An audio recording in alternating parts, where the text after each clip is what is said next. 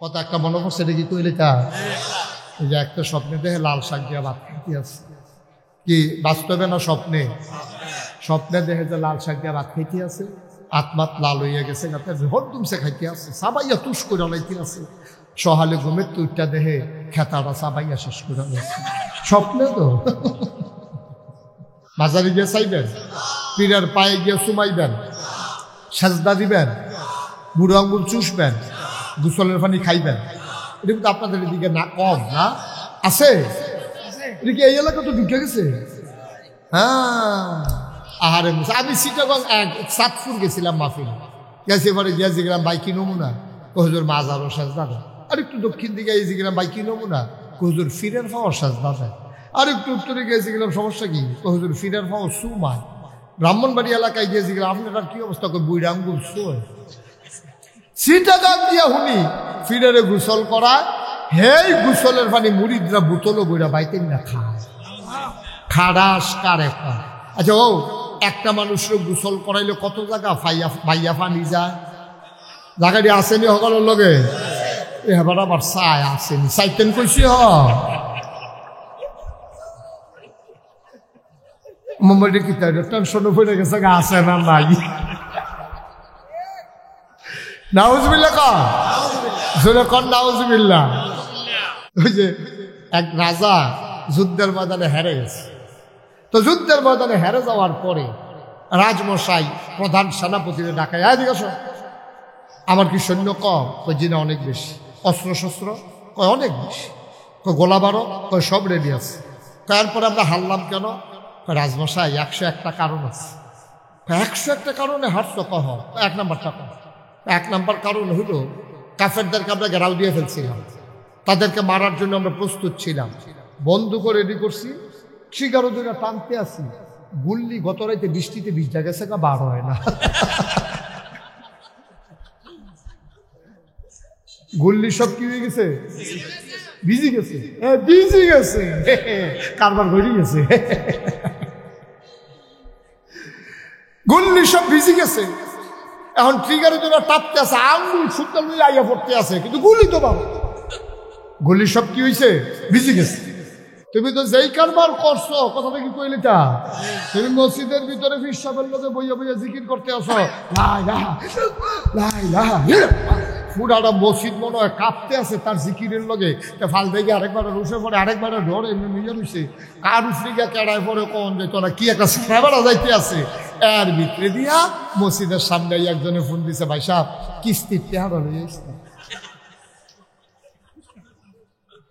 কি একটা কথা কয় না দেখি কিস্তির টাকাটা লইয়া আসলাম আপনি খুব বসতো হ্যাঁ তো তোর ফোন ছাড়ে না ভাই কিস্তির টেহারা লইয়া আসলাম আমি তো মসজিদের সামনে আপনি খুব এবার এই জিকিরের ভিতরে দেখতেছে লাইল্লাহ টেহা লইয়া আইয়াল্লাহ তুমি কি মুসলমান রয়েছ আব্বা তুমি এগুলো দিয়ে কইতেছ লাইলাহ ইল্লাল্লাহ আর এগুলো দিয়ে সুদের কিস্তির টেহা আইয়াল্লাহনের লেগে কইতে আসো ডাকতে আসো তুমি কি মুসলমান রয়েছ নি বেড়া এই তারা উঠতেছে কেন এই এই বসো কান্টুফি তা কান্টুফি মান্টুফি লইয়া ইয়া না করতেছে না গিটাতে সিফা দিয়ে বইয়া থাও আমিন কর জুড়ে কর আরো জুড়ে ভাই খুব চিন্তা করেন ভাই আরে আপনি এইরকম করতেছেন তো এখানে বসে বসে তো কি হয়েছে ফোন দেওয়ার তো ফোন দিচ্ছে তো সাইবার করলেন এটা দরকার কি ফোন দেবেন হুজুর আমরা আসি আপনি আসেন তো আসলে তো বসেন হুজুর লোক আছে ওখানে হ্যাঁ আমিন কর জোরে কর হুজুরে আইসে ওখানে ওয়াজও আইসে না আবার উঠতে থেকে তো স্যার আমি যে ওয়াজ করতে আসি ইনটেকে দেখতে পারেন কারবার না ধর যাবারা খাইতো বইয়া লাগছে হেবারা খানা না দিয়ে আরেকবার খানার লাগে আবার যাইতে আছে কারবার দেখছেন নি যেতানি বইয়া রয়েছে সেতানি আগে ফাট শান্তি করো ঠিক নি রে ওদের চিন্তা করেন আব্বা যে রঙের গড়া দৌড়াইতে আসি এত সুজানা দুনিয়া আপনি মরেন নাই আপনি মইরা দেখেন আমরা যত কথা বলি কেউ বিশ্বাস করে না তো কারণ এই অশ্বদিয়া থেকে যদি একজন এক সপ্তাহ কবরও থেকে আইতে পারতো আইয়া সেটা যদি দেখাইতে পারে ছাড়ছে কিনা ফিটা ফিটটা করছে কিনা ফিটের সামনাটা এটা দাঁড়াইয়া কেউ দেখায় না কি যে একটা সেরা বেড়া কবরও যাইতে আছে, যারা কবরে আছে তারাই না টের পাইতে আছে, ঠিক কিনা কও? আপনি কি বুঝবেন? আপনি কি বুঝবেন? আপনি তো ঠান্ডা পড়লে চাদর গাও দিয়ালা, আর যে বেড়ায় 3 টুকরা কাপড় পইড়া কবরও শুয়ে রয়েছে, এবার আর চাদর নয়, এবার না বুঝতেছে ঠান্ডা কারে কম। আপনি কি বুঝবেন? আপনি তো রঙের ঘরে দৌড়াইতে আছেন, বেশি ঠান্ডা পড়লে আপনি মৌজা পড়ে ফেলেন, আপনি বিদেশি ফুটের কম্বল ডাবলটা গাও দিয়ে উঠতে রয়েছেন, আরো 5-6টার দিকে চাইয়া রয়েছেন, হা গাও দিয়া যাইতাম পারতাম না রে, টেম্পার শেষ। আপনি তো রঙে আছেন, খুব আনন্দে আছেন, খুব সুখে আছেন, আপনি বুঝতেছেন না কারবারটা কি যাইতে আছে, কষ্ট হচ্ছে আপনাদের। দেখেন মুসলমান কারে কয়েকটা কথা বলেই আমরা শেষের দিকে চলে যাবো ইনশাআল্লাহ। আল্লাহ যেন কবুল করে সবাই করা হবে। আল্লাহর নবীর জন্ম, খুব খেয়াল করেন, আল্লাহর নবী খারাপ মানুষ না সেরা মানুষ? সবাই বলতে হবে খারাপ না সেরা? শুধু সেরা না, সবার সেরা। ভালো না অতি ভালো? এই মানুষের মতো মানুষ আর আসবে না, তিনি আমার নবী। আগেও আসে নাই, সামনেও আসবে না, ওনার সমসাময়িকও ছিল না। এই নবীজির জন্ম মক্কায়, শৈশব মক্কায়, কৈশোর মক্কায়, তারণ্য মক্কায়, যৌবন মক্কায়, বিয়ে করলেন মক্কায়, শ্বশুর বাড়ি মক্কায়, নিজের বাড়ি মক্কায়, মেয়ে বিয়ে দিলেন মক্কায়, বেয়াইর বাড়ি মক্কায়, ব্যবসা করলেন মক্কায়, লেনদেন করলেন মক্কায়, থাকতে পারলেন না তিনি মক্কায়, ঠিক কিনা? উনি খুব খারাপ মানুষ ছিলেন, তো উনি মক্কায় থাকতে পারবেন না কেন? ওনার বাপ, বিডা, শ্বশুর বাড়ি, বেয়াইর বাড়ি, নিজের বাড়ি, সবার বাড়ি মক্কায়, উনি থাকতে পারলেন না কেন? ওই 14 গ্রামের একটা লোক ইসলাম মানার কারণে মিরেশ্বরাই যাওয়া লাগে নাই। 14 গ্রামের একটা মানুষ তো কখনোই এই ইসলাম মানার কারণে মাদাইয়া গিয়ে বাড়ি করা লাগে নাই। তবে হ্যাঁ, সাময়িক আমরাও কম করি নাই। এই 14 সরকার বদলের আগে 14 গ্রামের শুধু না, বাংলাদেশে যারা আল্লাহর জমিন, আল্লাহর দিন চেয়েছে, দিনের পতাকা পথ পথ করে উঠুক, যারা স্বপ্ন দেখেছে, এই মানুষগুলোকে বাড়িতে ঘুমাইতে দেওয়া হয় নাই, ঠিক করে? শ্বশুর বাড়ি গেছে, হ্যাঁতে বিছের বার করে গেছে, হ্যাঁতে ডরে শহীদ তলে গিয়া ঢুকছে, খাটের তলে সিফাইয়া গিয়া কয়, সা বড় একটা আলু পাওয়া গেছে, তাই না দেহেতে। ভাই কম নির্যাতনটা করে, কম নির্যাতনটা করে। এটাই নবীর সুন্দর তরিকা, এটাই নবীর সুন্দর তরিকা, যে সেখানে তোমাকে সুযোগ দেওয়া হয় না। ভাইরা, তাইলে এই নবীজির আদর্শ লইল। নবীজি থাকতে পারলেন না মক্কা, আমরা রাইতে থাকতে পারলাম না ঘরে, তো মিলে জিলে মোটামুটি কাছাকাছি হয়েছি আর কি। আমিন কন্যা কেন জোরে কয় না আমিন? আবার নবীজিকে জিবরাইল এসে কয়, ইয়া রাসূলুল্লাহ, আপনি তৈরি থাকেন, চলে যাওয়া লাগবে মনে হয়। শেষের কথা শুনো 14 গ্রামের মানুষ, মুশতাক ফৈজি যদি আর কোনোদিন না আসে, আর কোনোদিন যদি তোমাদেরকে না ডাকে, মনে রাখবা আমি এসেছিলাম, মনে রাখবা কথা কয়টা বলে গেলাম। ভাই, আমার বাড়িও কুমিল্লায়, তোমাদের বাড়িও কুমিল্লায়। আমি ঢাকা থেকে আসি নাই, আমি চিটাগং থেকে আসি নাই, আমি সিলেটটা হুজুর না, আমরা মিল্লা জিল্লা কুমিল্লা, আমরা সবাই মিলে এক জান্নাতে থাকতে চাই নাকি চাই না? কথাগুলো খুব খেয়াল করে শুনো ভাই, মনের কান লাগাইয়া শুনো। আল্লাহর নবীর কাছে খবর চলে আসলো, আপনি আর মক্কায় থাকতে পারবেন না। আল্লাহর নবী তিনি তৈরি হতে থাকলেন। আবু বকর সিদ্দিক রাদিয়াল্লাহু তাআলা আনহু, নবীর চরম পরম প্রিয় বন্ধু আবু বকর সিদ্দিক রাদিয়াল্লাহু তাআলা আনহু, তাকে ডাক দিয়া নবীজি বললেন, আবু বকর রে, ও আবু বকর, মনে হয় মক্কার দিন শেষ হয়ে এসেছে, তুমি একটু তৈরি থেকো। আবু বকর বাড়িতে গেলেন না। এই খবর পাওয়ার পরে চলে গেলেন মক্কার বাজারে, 2টা ওট কিনলেন, এক ইহুদির ঘরে 2টা ওট রাখলেন, বললেন, ভাই 1 মাস পালবা তো মাসিক হারে টাকা পেয়ে যাবা, যতদিন লালন পালন করবা ততদিনের বিনিময় নিয়ে যাবা, উট বড় হয়। আর আবু বকর সিদ্দিক ঘরে যায়, বারবার মনে পড়ে নবী বলেছেন তৈরি থেকো। এটা মনে হইলে আবু বকর খাইতে পারেন না। রাত যখন গভীর হয়ে যায়, সবাই যখন ঘুমিয়ে পড়ে, আবু বকর দরজায় হেলান দিয়া দাঁড়াই থাকে। সুবহানাল্লাহ।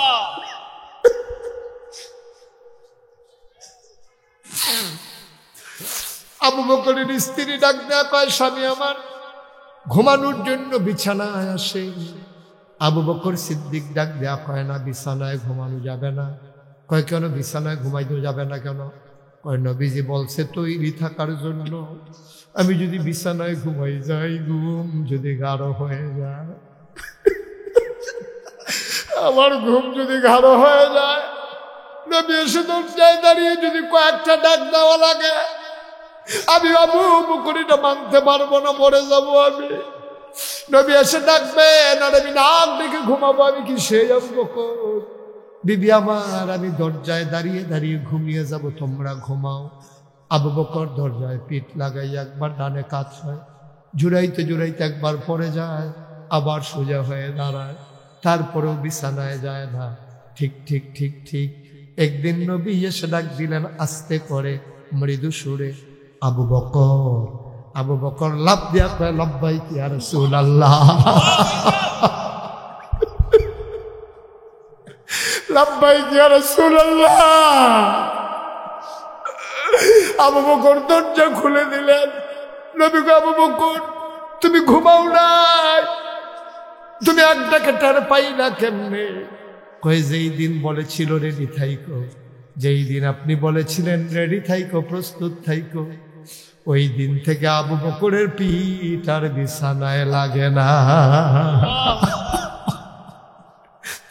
চারটিখানি কথা বলে কইল না রে ভাই, ইসলাম কারে কই তুমি চিনো না, ইসলাম তুমি এখনো বুঝো নাই। ইসলাম কারে কয় আজকে বুঝে যাও। কেমনে তারা মুসলমান দুনিয়ায় থাকতে জান্নাতের সুসংবাদ পাইছে। এবার আবু বকরকে নিয়ে বের হয়ে গেলেন। তিনি হাঁটলেন উল্টা দিকে, মদিনার দিকে না গিয়ে উল্টা পথে হাঁটলেন। উল্টা পথে হাঁটার পরে আবু বকর সিদ্দিক ডাক দেয়া কয়, গুস্তাখি মাফ কর দিজিয়ে ইয়া রাসূলুল্লাহ, গুস্তাখি মাফ কর দিজিয়ে, বেয়াদবি মাফ করবেন। আপনি কি মক্কার রাস্তা ভুলে গেছেন? আপনি তো উল্টো পথ ধরেছেন। নবীজি মুচকে হাসি দিয়া কয়, আবু বকর ভুলি নাই, ইচ্ছা করে যাইতেছি। কয় কেন যাইতেছেন? কয় কাফেরেরা যখন আমারে ঘরে না পাবে, মদিনার রাস্তায় হন্য হন্য কয়ে পাগলের মতো ঘুরবে, এই জন্য আমি উল্টা দিকে হাঁটতেছি, যেন তাদেরকে ফাঁকি দেওয়া যায়, তারা যেন খুঁজে না পায়। দেখবা ওরা খুঁজবে ওই দিকে, আমরা নিশ্চিন্তে আরাম করব এই দিকে। বলে সুবহানাল্লাহ। ও চৌদ্দগ্রামের মুসলমান, মিয়ার বাজার পার্শ্ববর্তী অশ্বদিয়া সহ বিভিন্ন এলাকার মুসলমান, মন দিয়ে শোনো। এবার আবু বকর সিদ্দিক নবীর সাথে হাঁটতেছেন।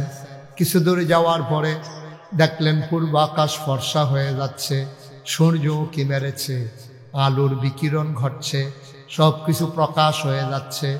আবু বকর কয়, নবী গো, বুদ্ধি বুদয় আর কাজে লাগবে না, এবার বুদয় ধরা পড়ে যাব। দিনের আলো তো প্রকাশ হয়ে গেছে, এখনো তো মক্কার সীমান্ত ক্রস করতে পারি নাই, এখনো তো মক্কার ভিতরেই রয়ে গেলাম, ধরা তো পড়ে যাব। আল্লাহর নবী কয়, আবু বকর এত চিন্তা কইর না, আল্লাহ আছে,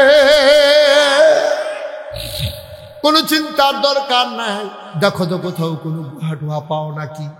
আবু বকর সিদ্দিক চতুর্দিকে ছোটাছুটি করলেন, গিয়ে পেয়ে গেলেন গুহা। গুহার নাম সাউর। সাউর গুহার সামনে গিয়ে আবু বকর দাঁড়ালেন। নবী বললেন, তুমি সরো, আমি ঢুকতেছি গুহায়। আবু বকর সিদ্দিক হাত ছড়িয়ে দাঁড়িয়ে গেলেন গুহার মুখে। অসম্ভব, আপনি গুহায় ঢুকবেন না। কয় কেন আমি গুহায় ঢুকব না? কয় গুহায় সাপ থাকতে পারে, বিচ্ছু থাকতে পারে, পাহাড়ি গুহা, বিষাক্ত অনেক জিনিস থাকতে পারে, আমি আগে একটু দেখে আসি গুহাটা নিরাপদ কিনা আমাদের জন্য। আল্লাহর নবী কেঁদে ফেললেন, ডাক দেখো আবু বকর, তুই ঢুকলে কি তোরে কামড়াবে না? আমি ঢুকলে আমারে কামড়াবে। নবীর কলজা বড় মায়া। কোরআনে আল্লাহ কয়, ফাবিমা রাহমাতিন মিনাল্লাহি লিনতা লাহুম ওয়ালাউ কুনতা ফাযযান গালিযাল কলব লানফাদ্দু মিন হাওলিক ফাআফু আনহুম ওয়াস্তাগফির লাহুম ওয়াশাবিরহুম ফিল আমর ফাইযা আযামতা ফাতাওয়াক্কাল আলাল্লাহ ইন্নাল্লাহা ইউহিব্বুল মুতাওয়াক্কিলিন। আমিন খান। আমাদের এই মসজিদ তো আজান হয় নাই না, সবাই একটু ধৈর্য ধরে বসে, আমি এখনই শেষ করে দেব। আমিন কন, জোরে কন, আরো জোরে। আমার আল্লাহ কয়, নবী গো আপনার মনটারে আমি রহমত দিয়া মায়া দিয়া নরম কইরা বানাইছি। এই নরমের কারণে আবু বকর আপনার গুহায় আগে ঢুকতে দেয় না।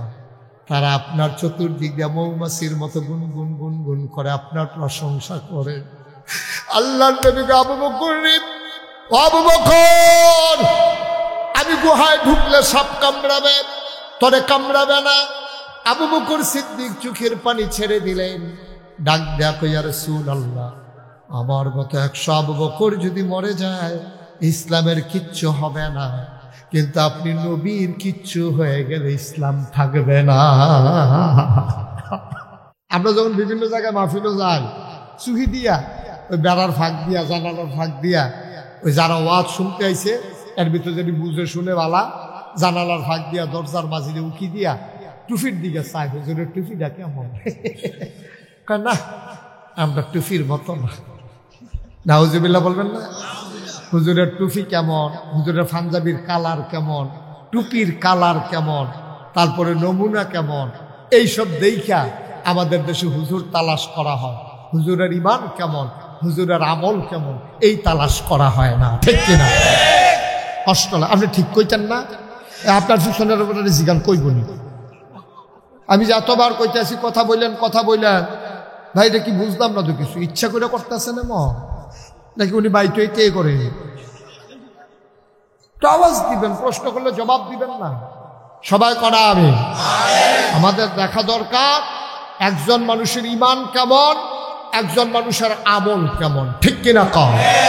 কি রঙের টুপি মাথার দিছে আর পাঞ্জাবির নমুনা কিরম, পায়জামা কেমন, এইগুলো আমাদের তালাশ করার সময় নাই। গোটা বিশ্বে মনে 200 কোটি মুসলমান হওয়ার পরে বেটা কোনো কাফের বেদিন কেউ মারি খায় না, যা কইতে আছে মাইরকে হুত্তা ফাও, মিথ্যা কথা। এই বাংলাদেশে কি ধোয়া তুলছে ইন্ডিয়ার তারা যে বাংলাদেশে নাকি হিন্দুরা মাইর খায়।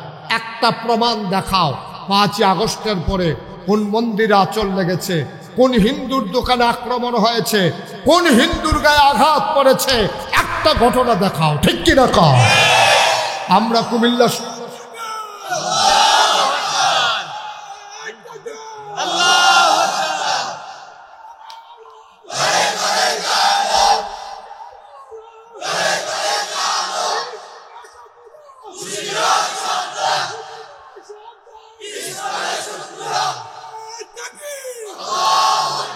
আমি কুমিল্লা শহরে থাকি, কুমিল্লার প্রতিটি মন্দিরের নিরাপত্তা আমরা বিধান করেছি। আমি এসপি সাহেবকে বলেছিলাম, আমি ডিসি সাহেবের সাথে মিটিং করে বলেছিলাম যে কুমিল্লার কোনো মন্দিরে, কুমিল্লার কোনো মিষ্টি দোকানে, কুমিল্লার কোনো হিন্দুর উপরে একটা ফুলের টোকা পড়লে আমরা তার জবাব দেব। সেদিন আমরা ইনশিওর করেছিলাম, ঠিক কিনা বলেন? আমরা রাত্রে ঘুরে ঘুরে প্রতিটি মন্দিরের সামনে লোকজন বসিয়ে দিয়েছি যেন হিন্দুদের উপরে আঘাত না হয়। আমরা পুরোহিতকে জড়িয়ে ধরে বলেছি, তুমি হয়তো আমার ধর্ম মানো না, কিন্তু তুমিও মানুষ, তোমার কোনো ক্ষতি হবে না, আমরা যতক্ষণ থাকি। নাম্বারগুলো দিয়ে এসেছি, রাত্রে 3টা 4টা যখন মন চায় ফোন দেবেন, আমরা দৌড়ে দৌড়ে এসে হাজির হব। এই তো আরামে থাকার পরে আমরা তাদেরকে, আপনি খেয়াল করেন বাংলাদেশে হিন্দুরা যেমনে থাকে, মায়ের গর্ভের ভিতরে সন্তানটা এত আরামে থাকে না, ঠিক কিনা? সুখে থাকলে বুথে কিলায়। তোমরা মন্দিরগুলো আমরা পাহারা দেই, তোমাদের ব্যবসা আমরা চেয়ে রাখি, তোমাদের ব্রাহ্মণ ঠাকুরদেরকে আমরা দেখে রাখি, তোমাদের ব্যবসা প্রতিষ্ঠানগুলো পাহারা দেই। তোমরা এমন নিমক হারামের ভূমিকা পালন করলা, আমরা তোমাদের সব পাহারা দিলাম। আর প্রকাশ্য দিবালুকে চিটাগঙ্গে তোমরা আদালত প্রাঙ্গণে আমার অ্যাডভোকেট সাইফুল ইসলাম আলিফকে তোমরা প্রকাশ্য দিবালুকে কুপিয়ে কুপিয়ে হত্যা করেছো, ঠিক কিনা বলো? আমরা শান্তিপ্রিয় মানুষ, আমরা এটার প্রতিবাদ আর আইনের হাতে ছেড়ে দিয়েছি। ইচ্ছে করলে বাংলাদেশের মুসলমানগুলা টোকাইয়া টোকাইয়া হিন্দুগুলারে এক জায়গা রাখিয়া সকলে মিল্লা ফু দিলে, ফু ফু, ঠিক কিনা কম? আমরা বলেছি না, এটা আমাদের দায়িত্ব নেই, আইন শৃঙ্খলা রক্ষাকারী বাহিনী দেখবে, এটা তাদের কাজ। তো যেই কথাটুকু বলছিলাম, আমরা শিক্ষার উদ্দেশ্য হারিয়ে ফেলেছি। আমরা মানুষ হওয়ার জন্য কেউ শিক্ষা গ্রহণ করি না, আমরা শিক্ষা গ্রহণ করি চাকরির জন্যে, শিক্ষা গ্রহণ করি বিদেশের জন্যে, শিক্ষা গ্রহণ করি ব্যবসার জন্যে, আমরা মানুষ হওয়ার জন্য কেউ শিক্ষিত হই নাই। এই জন্য শিক্ষিত নামের পশু আজকে পরিণত হয়েছে, ঠিক কিনা বলেন? আর নাই একটা সরকার বিভিন্ন দেশে বিভিন্ন সময় অদল বদল হয়, হওয়াটাই স্বাভাবিক। আন্দোলনের মুখে হয়, বৈপ্লবিক পরিবর্তনে হয়, নির্বাচনের মাধ্যমে হয়, মারা যাওয়ার কারণে হয়। কিন্তু আপনি যেই দিন থেকে সভ্য পৃথিবী শুরু হয়েছে, আপনি একটা ঘটনাও খুঁজে পাবেন না যে একটা সরকারের বদলের পরে 330 জন মেম্বার অফ পার্লামেন্ট এবং আমলা কামলা বদুল্লা, র্যাব, গোয়েন্দা, পুলিশ, বড় বড় ব্যবসায়ী, উপদেষ্টা সবগুলো একসাথে সরকার বদলের পরে সব একসাথে পালাই গেছে। পৃথিবীর কোনো ইতিহাস নাই, ঠিক কিনা? জাহান্নামের গাড়িতে উঠে আপনি জান্নাতে যেতে চান, এটা কেমনে সম্ভব? কেমনে সম্ভব? চিটাগাঙ্গের বাসে উঠতে আপনি ঢাকা যাইতে চান, হ্যাঁ, আপনি ফেনি গিয়া কইবেন ইন্না লিল্লাহ ফেনি। আপনি ফেনি গিয়া সেটা যখন কন্ট্রাক্টরে কইব ভাড়া দেন, কই আইছি ঢাকা গনাইছে না, কই কি আর ঢাকা, আমি না বাস উঠলাম, কয়ে চিটাগাঙ্গে বাস না, ফেনি গিয়া কই ইন্না লিল্লাহ ফেনি। আপনি ইন্না লিল্লাহ ফেনি কইয়া লাভ দিয়া ফরন যাইব, ঢাকার দিকে আপনি একটু আগাইতে পারেন নাই, কারণ হলো আপনি ঢাকার বাসে উঠেন নাই। আপনি সারাটা জীবন শেষ করতেছেন জান্নাতে যাবার আশায়। যেই কয় হাত উঠান, সবার সাথে আপনি হাত উঠান, কিন্তু আপনি উঠে গেছেন জাহান্নামের গাড়িতে, ঠিক কিনা? আপনি জান্নাতে যাবেন কেমনে? কেমনে যাবেন জান্নাতে?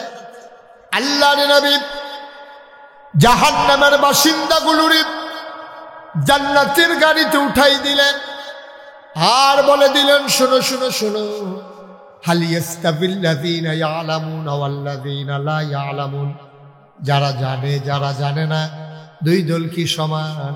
ওই ইয়া রাসূলুল্লাহ, দুই দল সমান হবে কেমনে? কয় তাইলে আসো, ইকরা বিইসমি রাব্বিকাল্লাযী খালাক, তাইলে চলো লেখাপড়া শুরু করে দেই ওই আল্লাহর নামে যিনি তোমাকে আমাকে সৃষ্টি করেছেন। বলো সুবহানাল্লাহ। আমরা উদ্দেশ্য ভুলে গেছি, বলছিলাম না প্রথমে, আমরা মানুষ হওয়ার জন্য, জান্নাতে যাওয়ার জন্য একটা মানুষও লেখাপড়া করে না। আমি নিজেই তো করি নাই। আমি মনে করছি কামেল পাশ করলে মাদ্রাসায় চাকরি হবে, তো মাদ্রাসায় চাকরি হলে বেতন পাবো।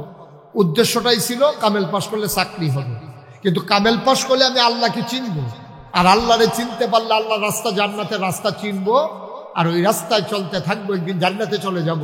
এই উদ্দেশ্যে আমার জানা মতো একটা ছেলেও লেখাপড়া করে। আমরা গার্জিয়ানরা ওই উদ্দেশ্যে লেখাপড়া করাই না। যারা বাচ্চা তারাও করে না।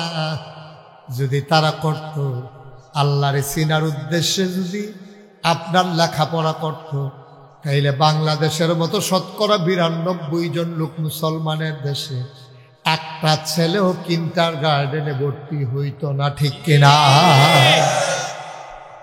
কেউ কোনো মা বাবা তারা কিন্ডারগার্টেনে ভর্তি করাইতো না। দেখেন, মুসলমানের সন্তান আপনি যাই মানেন আর না মানেন, ফরও মাসালা নিয়া সারা জীবন দ্বন্দ্ব ছিল। সাহাবাদের মাঝে ছিল, তাবিঈদের মাঝে ছিল, তাবে তাবিঈদের মাঝে ছিল, তারপর আইনমে মুজতাহিদিন, আইনমে শরীয়ত, আইনমে তরিকত, সালফে সালিহিন, উলামায়ে মুতাকাদ্দিমিন, মুতাআখিরিন, ইমাম সাহেবান, মুফতিয়ানে এজাম, মুফাসসিরিনে কেরাম, সবার মাঝে সারা জীবন ফরও মাসালা নিয়ে দ্বন্দ্ব ছিল। আপনি পাগড়ি বাঁধবেন কি বাঁধবেন না, না বাঁধলে হবে কিনা, নফল পড়বেন কি পড়বেন না, তাহিয়াতুল উযু, দুখুলুল মসজিদ, আওয়াবিন, কোনটা পড়া যাবে কোনটা পড়া যাবে না, এগুলো নিয়ে দ্বন্দ্ব ছিল। কিন্তু সেই নবী থেকে শুরু করে আজকে পর্যন্ত ফজরের নামাজ ফরজ 2 রাকাত, এই ব্যাপারে কোথাও কোনো দ্বন্দ্ব শুনছেন?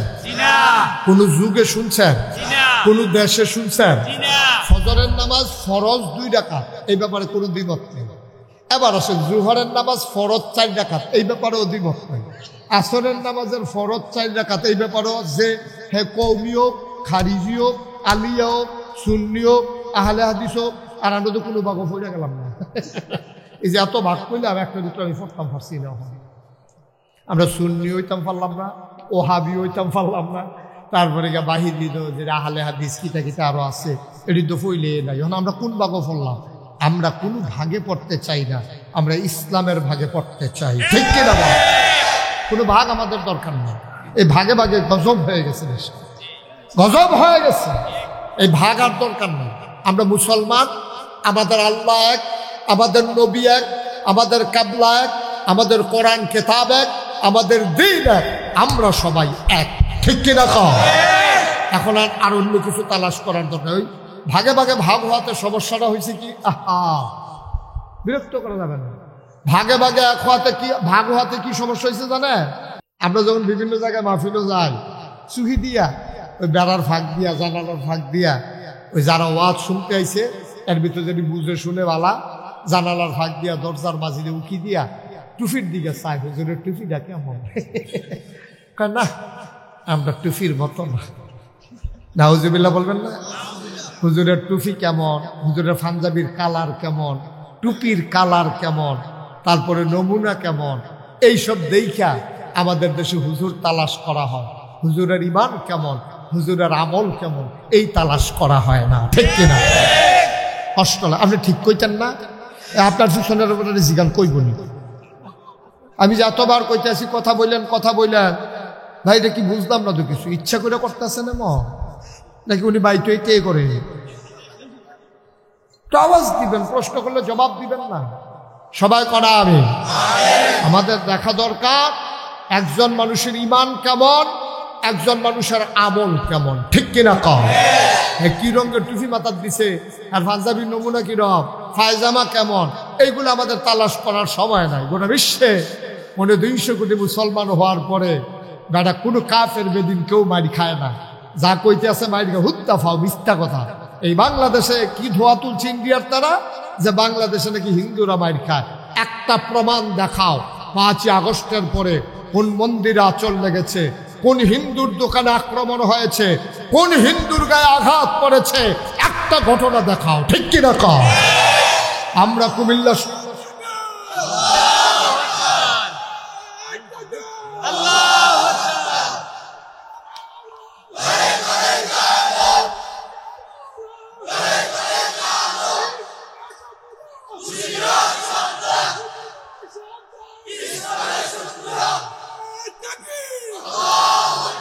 আমি কুমিল্লা শহরে থাকি।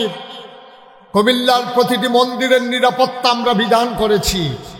আমি এসপি সাহেবকে বলেছিলাম, আমি ডিসি সাহেবের সাথে মিটিং করে বলেছিলাম যে কুমিল্লার কোনো মন্দিরে, কুমিল্লার কোনো মিষ্টি দোকানে, কুমিল্লার কোনো হিন্দুর উপরে একটা ফুলের টোকা পড়লে আমরা তার জবাব দেব।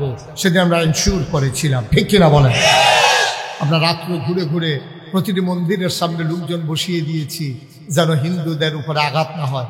আমরা পুরোহিতকে জড়িয়ে ধরে বলেছি, তুমি হয়তো আমার ধর্ম মানো না, কিন্তু তুমিও মানুষ, তোমার কোনো ক্ষতি হবে না। আমরা যতক্ষণ থাকি নাম্বারগুলো দিয়ে এসেছি, রাত্রে 3টা 4টায় যখন মন চায় ফোন দেবেন, আমরা দৌড়ে দৌড়ে এসে হাজির হব।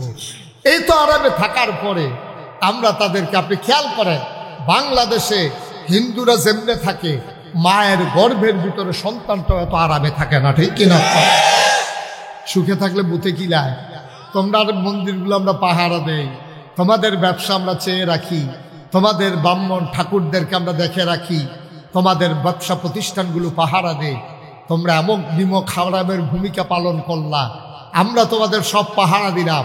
আর প্রকাশ্য দিবালুকে চিটাগঙ্গে তোমরা আদালত প্রাঙ্গণে আমার অ্যাডভোকেট সাইফুল ইসলাম আলিফকে তোমরা প্রকাশ্য দিবালুকে কুপিয়ে কুপিয়ে হত্যা করেছো, ঠিক কিনা? আমরা শান্তিপ্রিয় মানুষ, আমরা এটার প্রতিবাদ আর আইনের হাতে ছেড়ে দিয়েছি। ইচ্ছে করলে বাংলাদেশের মুসলমানগুলা টোকাইয়া টোকাইয়া হিন্দুগুলারে এক জায়গা রাইক্যা সকলে মিল্লা ফু দিলে, ফু ফু, ঠিক কিনা কম? আমরা বলেছি না, এটা আমাদের দায়িত্ব নেই, আইন শৃঙ্খলা রক্ষাকারী বাহিনী দেখবে, এটা তাদের কাজ। তো যেই কথাটুকু বলছিলাম, আমরা শিক্ষার উদ্দেশ্য হারিয়ে ফেলেছি। আমরা মানুষ হওয়ার জন্য কেউ শিক্ষা গ্রহণ করি না। আমরা শিক্ষা গ্রহণ করি চাকরির জন্যে, শিক্ষা গ্রহণ করি বিদেশের জন্যে, শিক্ষা গ্রহণ করি ব্যবসার জন্যে। আমরা মানুষ হওয়ার জন্য কেউ শিক্ষিত হই নাই। এই জন্য শিক্ষিত নামের পশু আজকে পরিণত হয়েছে, ঠিক কিনা বলেন? আর নাই একটা সরকার বিভিন্ন দেশে বিভিন্ন সময় অদল বদল হয়, হওয়াটাই স্বাভাবিক। আন্দোলনের মুখে হয়, বৈপ্লবিক পরিবর্তনে হয়, নির্বাচনের মাধ্যমে হয়, মারা যাওয়ার কারণে হয়। কিন্তু আপনি যেই দিন থেকে সভ্য পৃথিবী শুরু হয়েছে, আপনি একটা ঘটনাও খুঁজে পাবেন না যে একটা সরকারের বদলের পরে 330 জন মেম্বার অফ পার্লামেন্ট এবং আমলা কামলা বদুল্লা র্যাব, গোয়েন্দা, পুলিশ, বড় বড় ব্যবসায়ী, উপদেষ্টা সবগুলো একসাথে সরকার বদলের পরে সব একসাথে পালাই গেছে। পৃথিবীর কোনো ইতিহাস নাই, ঠিক কিনা? এটাই প্রথম বাংলাদেশে পৃথিবীর সব মানুষ দেখছে, আরে এটা কি কারবার, আরে এটা কি কারবার, এই সবাই মিল্লা ভাই গেছে কেউ লাগবো, কারবারটা কি? এই কারবারটা হলো বাংলাদেশেই সম্ভব, কারণ যারা ক্ষমতা পাইলে আর ছাড়তে চায় না, তো যখন তারা ছাড়ায় তখন তার রুচি থাকে না, ঠিক কিনা কন? আল্লাহ যেন হেফাজত করে, সবাই করা আবেদ। তো যেই কথাটুকু বলছিলাম, শিক্ষার উদ্দেশ্যটা কি? ওই আমি কে এটা জানা। তা আমি কে? আমি কে এটা তো আল্লাহ ১৫০০ বছর আগে বলছেন। আল্লাহ বলছেন ইন্নী জাইলুন ফিল আরদে খলিফা, আমি আল্লাহর প্রতিনিধি, এটাই তো আমার মূল পরিচয়। কিসের ফিরসাব বেড়া, কি আল্লাহর শাহ, কিসের মন্ত্রী, কিসের এমপি, কিসের ভুইয়া চৌধুরী, সরকার, খনকার, পেশকার, এগুলো মানুষের সাময়িক পরিচয় দেওয়ার জন্য লাগে না। গাইসের ফিরসাব, মুশতাক ফৈজি না, ওইটা মানুষ চিনে না। ওই যে মাদ্রাসার প্রতিষ্ঠাতা অমুক, এটা কইয়া চিনানো লাগে। ভুইয়া, এটা কইয়া ভুইয়া বাড়ির মানুষটারে চিনে। সরকার, এটা বলে সরকার বাড়ির মানুষরে চিনে। এটি মূল পরিচয় না। মূল পরিচয় ইন্নানী মিনাল মুসলিমিন, আমি মুসলমান, ঠিক কিনা কও? আর বাইরে তোমার কোনো পরিচয়ের দরকার নেই, তুমি মুসলমান, এটাই তোমার বড় পরিচয়। আমি মুসলমান, তোমার যদি এইটাই মূল পরিচয় হয় আমি মুসলমান, এখন তুমি কেন বলো আমি দেওবন্দি আকীদায় বিশ্বাসী? তুমি তো মুসলমান, তোমার মূল পরিচয়। এখন তুমি কেন বলো আমি সুন্নি? এখন তোমারে মানুষে কেন ওয়াহাবি কয়? এখন কেন তুমি বলো আমি আহলে হাদিস? এই যে নানান দল উপদলে বিভক্ত হলা, এইটাই তো কাফেরদের জন্য সুবিধা। 5 ভাই যখন একসাথে থাকে, বাইরের কোনো মানুষ চাচাতো ভাইয়ারা আর চোখ তুলে তাকায় না। 5 ভাই যখন আলাদা আলাদা হয়ে যায়, তখন চাচাতো ভাই না দেখবা যে ইচ্ছাতে আইনা পিটায়, কারণ তারে পিটাইছে, আমার তো কিছু আসে যায় না।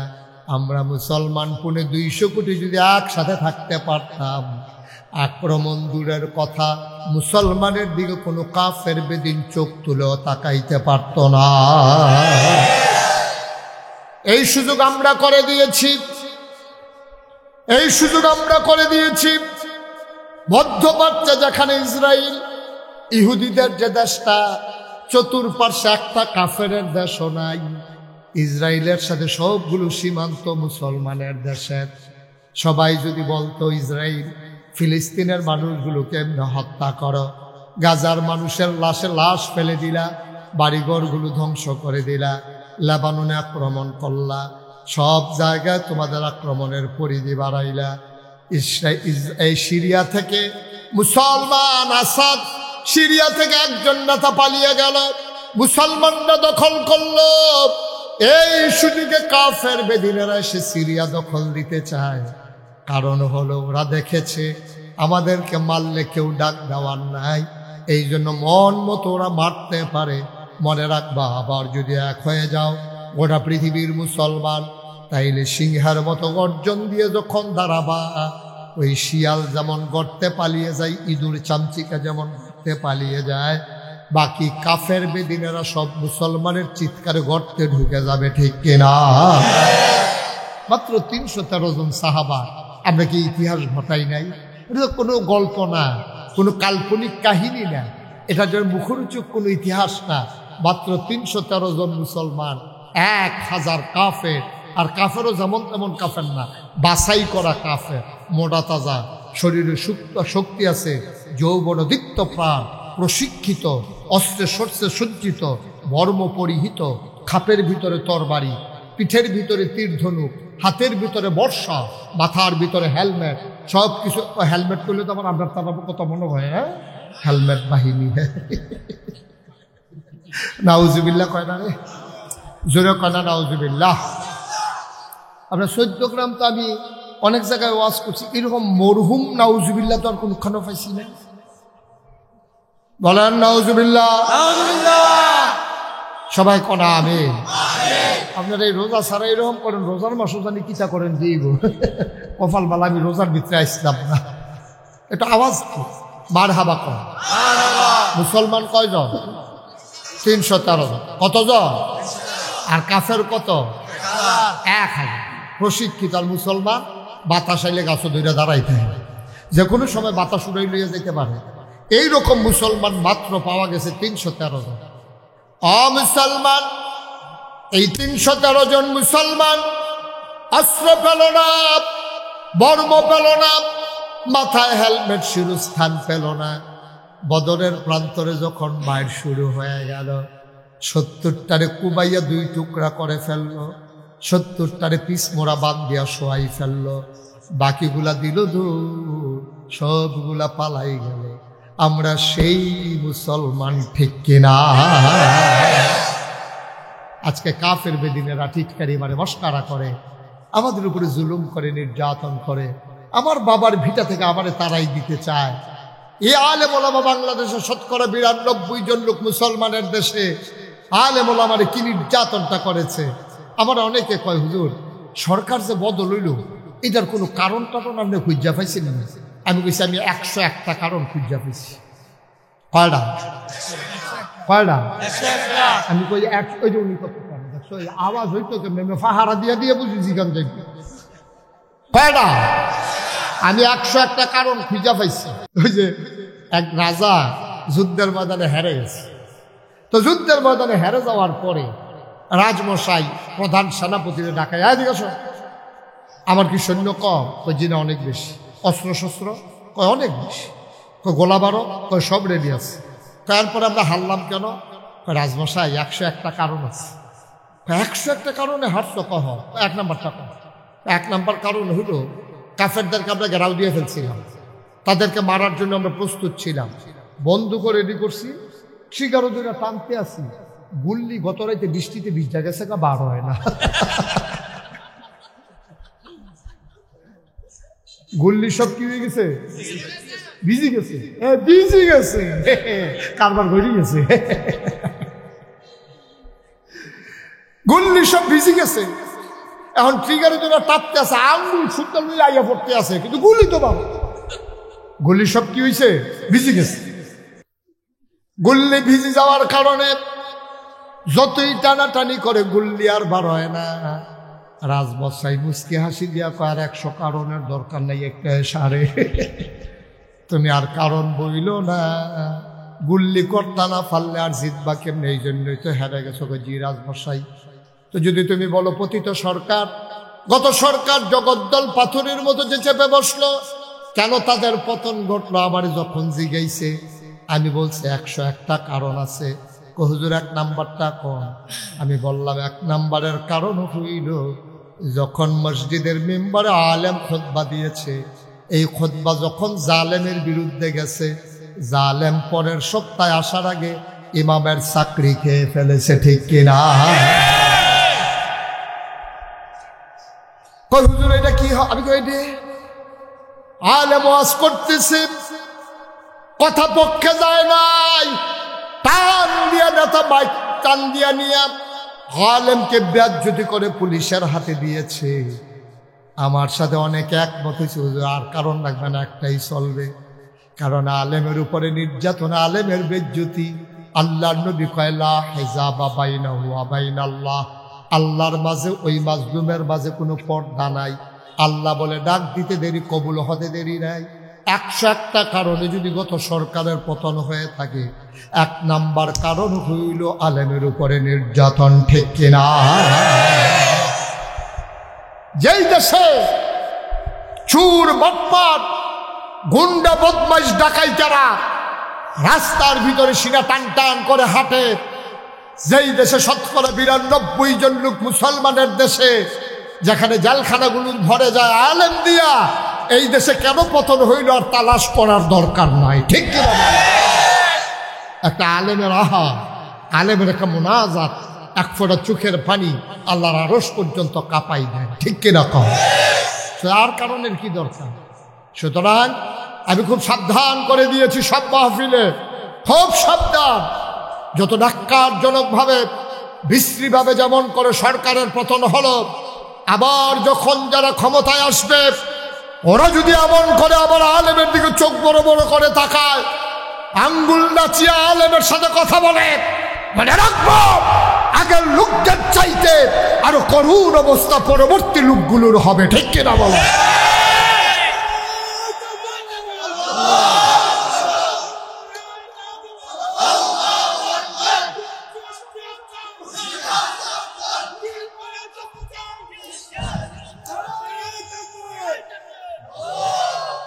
সবাই পড়ে না আমিন, জোরে পড়ে না আমিন।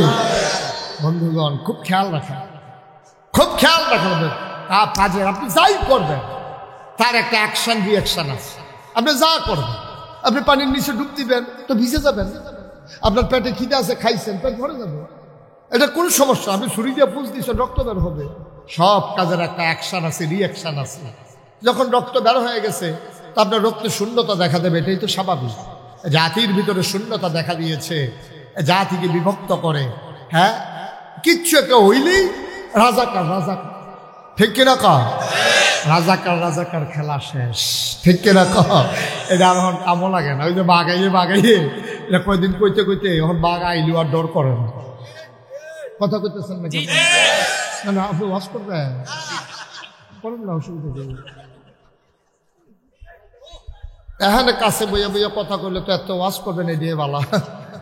আমিন কর, জোরে কর। বন্ধুগণ, যে কথাটুকু বলছিলাম, তা আল্লাহ তাবারক ওয়া তাআলা আমাদেরকে যে মানুষ বানাই দেন, মনে আছে না কথা? মানুষ আমরা ভুলে গেছি বলে আজকে এই ঘটনা হয়। আমরা ভুলে গেছি আমাদেরকে কেন আল্লাহ মানুষ বানিয়েছেন, এই কথা ভুলে গেছি। আমি জানতে চেয়েছিলাম মাওলার দরবার, এই দুইজনকে বসাই দেন, এই যে ভাই বসতে হবে, ওই বাচ্চাটারাও বসান। তো এখনো বুঝছে না, তে মনে করছে অন্য হুজুর। সিফা দিয়া বইয়া থাক, ঘটনা আছে আরো অনেক বেশি। মাত্র শুরু হইছে, এর ভিতরে উঠে দোকানটা খুললে সরছি না, বাহি দেন উঠবেন লাস্টে দিয়ে। আমি তো কমু যে উঠেন, এবার এর আগে উঠে উঠি নেই। সিফা দিয়া বইয়া থাক, বার হাবা কর, জোরে কর আর জোরে। বন্ধুরা আমার, ভাইরা আমার, আমি আল্লাহর কাছে জানতে চেয়েছিলাম, মাওলা আপনি কেন মানুষ বানিয়েছেন? আল্লাহ আমার ডেকে ডেকে কয়, বান্দারে, ও বান্দা, জানতে চাও কেন মানুষ বানিয়েছে? বাড়ি থেকে কোরআন নাই, কোরআন পড়ো, কোরআন বোঝো, কোরআন দেখো। আল কোরআনে ১,৫০০ বছর আগে আমি আল্লাহ বলে দিয়েছি আমি কেন মানুষ বানিয়েছি। আমি কোরআন খুলে দেখি আল্লাহ কয়, ইয়া আইয়ুহান নাস, ও দুনিয়ার মানুষেরা, ও বুদু, তোমরা ইবাদত করো। আমি বলি কার? কয় রব্বাকুম, তোমাদের যিনি রব। আমি কই রবকে? রব চিনো না? তোমার যিনি খালেক, তোমার যিনি মালেক, তোমার যিনি সত্তা, তোমার যিনি গফফার, তোমার যিনি আইয়ুব, তোমার যিনি ওয়াদুদ, তোমার জন্য যিনি প্রেমময়, এই তিনি তোমার রব, আর রবি তোমার সব। আবাদত করো রবের। আমি বললাম কেন রবের আবাদত কেন করবো? আল্লাযী খালাকাকুম, যেহেতু তিনি তোমাদেরকে সৃষ্টি করেছেন। আমি বললাম কে আমারে সৃষ্টি করেছে? আমার আব্বা, আমার আম্মা যৌবনীবতী যখন হয়ে গেল, সবাই মিলে সেটেল ম্যারেজ করিয়ে দিল, সবাই মিলে বিয়ের বন্ধনে আবদ্ধ করে দিল, মধুর বাসরে দিয়ে দেওয়া হলো। মধুর মিলনে বাবা মা লিপ্ত হয়ে গেল। বাবার পিঠ থেকে, মায়ের বুক থেকে 2 ফোঁটা পানি সবেগে নির্গত হয়ে মায়ের ইন্টেন্সিভ হায়াত, মায়ের সুরক্ষিত রেহেবের ভিতরে 2 ফোঁটা পানি একত্রিত হয়ে গেল। মেডিকেল সায়েন্স বলে পিতার পানির ভিতরে থাকে শুক্রাণু, মায়ের পানির ভিতর থাকে ডিম্বাণু। শুক্রাণু ডিম্বাণুর যখন মিলন হয় তখন জীবনের পয়দা হয়। আব্বা আম্মার মিলনের কারণে আমি ফোঁটা পানি হয়ে গেলাম 1 ফোঁটা রক্ত, ফোঁটা রক্ত হয়ে গেল 1 টুকরা গোশত। গোশত আস্তে আস্তে প্রলম্বিত হলো, আবার গোশতের মাঝে নাক হলো, মুখ হলো, চোখ হলো, কান হলো, হাত হলো, পা হলো। আবার বান্দা তিল তিল করে মায়ের রেহেবের ভিতরে বড় হয়। ও মুসলমান, বিবেককে জিজ্ঞেস করো, সন্তান বড় হয়, খাবারের দরকার আছে নাকি না? নাই? খাবারের দরকার আছে নাকি নাই? এখন মায়ের ভিতরে সন্তান বড় হয়, খাবে কি? মায়ের পেটের ভিতরে সন্তান বড় হয়, কি খাবে সন্তান? মায়ের খবর নাই। মা রান্না করে, বাবা বিয়ার বাজারে দোকানদারি করে। সন্তান খাবে কি মায়েরও খবর নাই, বাবারও খবর নাই। আল্লাহ ডাক দেয়া কয়, বান্দারে, ও বান্দি আমার, তোদের খবরের দরকার নাই, বান্দা আমার টেনশনও আমার, বান্দা আমার চিন্তাও আমার। আল্লাহ তাবারক ওয়া তাআলা মায়ের নাভির সাথে সন্তানের নাভির কানেকশন লাগাই দিলেন। একটা স্যালাইনের লতের মতো কানেকশন লাগাই দিলেন মায়ের নাভির সাথে সন্তানের নাভির। সন্তান এখন কি খায়? মায়ের মাসিকের রক্ত আল্লাহ বন্ধ করে দিলেন। সুবহানাল্লাহ, সুবহানাল্লাহ।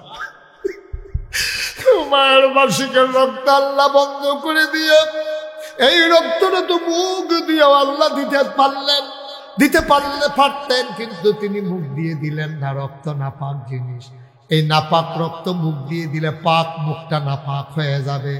এই মুখ দিয়ে তুমি একদিন কোরআন তেলাওয়াত করবা, এই মুখ দিয়ে তুমি একদিন আল্লাহর জিকির করবা, এই মুখ দিয়ে তুমি সুন্দর সুন্দর আলোচনা করবা। আল্লাহ মুখটার পাক রেখে দিলেন না, পাক হতে দিলেন না। এত ছোট্ট একটা পটলার ভিতরে কেমনে মুখটারে হেফাজত করে রাখলেন। নাভির সাথে নাভির কানেকশন লাগাইয়া পেটের ভিতরে রক্ত ঢুকিয়ে দিলেন। সন্তান তিল তিল তিল তিল করে বড় হয়। দুনিয়াতে মেহমান আসবে, দাদি কাঁথা শিলায়, নানি কাঁথা শিলায়, মা চাচিরা কাঁথা শিলায়, ছোট্ট বালিশ বানায়। কিন্তু সন্তান দুনিয়াতে আসলে খাবে কি, কারো এই ব্যাপারে টেনশন নাই। পাঙ্গাস মাছের ভিতরে বিষ, বাতাসের ভিতরে কারির কালো দোয়া, ইটার ভাট্টার দোয়া। মানুষ কি খাবে? গরুর দুধের ভিতরে চিংড়ি মাছ, গরুর দুধের ভিতরে চিংড়ি মাছ। এটা বোধহয় এখনো বুঝেন না। হ্যাঁ, তো দুধ কিনা বাইরে গেছে পরে, যখন পানিতে চুলাতে বসাইছে, চিংড়ি মাছ লাভ দিয়ে গিয়ে পড়ে গেছে। পানি একটু গরম পাইয়া চিংড়ি মাছ লাভ দিয়ে বাইরে পড়ে গেছে। যেই মহিলা দুধ জাল দিতে আছে, সেই মহিলা তো সাংঘাতিক, যে আরে এটা কি কারবার। আরে একবার এবার কথা কয়, একবার এবার দিকে চায়, করতেছে নাকি এত দায়িত্ব? হ্যাঁ, এত দায়িত্ব লইয়া বইলে ওয়াজ করুন যা। সবাই কনা আমিন। পাশের লোকগুলো দোয়া করা লাগে, একেবারে দোয়ার হালাতে থাকা লাগে যে আল্লাহ, একটা মানুষ কথা বলতেছে, কত হাজার মানুষ শুনতেছে, আল্লাহ তুমি উনার মুখ দিয়া ভালো ভালো কথাগুলো বের করে দাও। এটা কি ওয়াজ করুন কি মাটি কাটুন নাকি, যে সে লুটুরেটা খুব দিলে চাক্কাটা বড় উঠবে, এটা কি এরকম নাকি? আপনি দোয়া না করবেন, আপনি এই ফিলিং চান কীর্তন হতো। আমিন ক জোরে কনা আমিন, আরো জুড়ে। আবার সন্তান দুনিয়াতে আসবে। ওই যে বলছিলাম দুধের ভিতরে চিংড়ি মাছ, আইলো কেমনে চিংড়ি মাছ? মহিলা দৌড় দিয়ে গিয়া স্বামীরে কয়, দুধ চিংড়ি মাছ পাওয়া গেছে। দুধ রাধা দুধ লইয়া জগ কইরা, যেই বেড়াতে দুধ কিনছে হেবার আর বাইক গেছে গিয়া কয়, কি হবে তোমার দুধের ভিতরে চিংড়ি মাছ পাওয়া গেছে, কি কারবার করছো?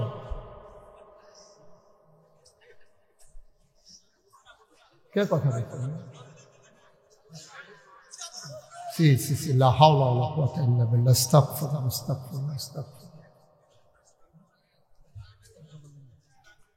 এখন দুধের ভিতরে চিংড়ি জগ দিয়া দুধ লয়ে গেছে মালিকের বাড়িতে, গিয়া বলতেছে, ভাই তুমি কি দুধ বিক্রি করলা, দুধের ভিতরে চিংড়ি মাছ? মালিককে সমস্যা নেই, এমনি কি আর চিংড়ি মাছ হয়েছে? ওই যে গরু যে ফেনা খায়, ফেনার লগে চিংড়ি মাছও খেয়ে লিস, এই জন্য এটা দুধের লগে বানিয়েছি। নাউজুবিল্লাহ বলবেন না? আল্লাহর চিন্তা বান্দা খাবি কি? মাছের ভিতরে বিষ, ফার্মের মুরগির খাবারের ভেতরে বিষ, দুধের ভিতরে চিংড়ি মাছ, বাতাসের ভেতরে তোমার কালো ধোঁয়া। আল্লাহ কয় টেনশন দরকার নাই, আমি আমার মেহমানের জন্য মেহমানদারির ব্যবস্থা করে দিয়েছি। সুবহানাল্লাহ।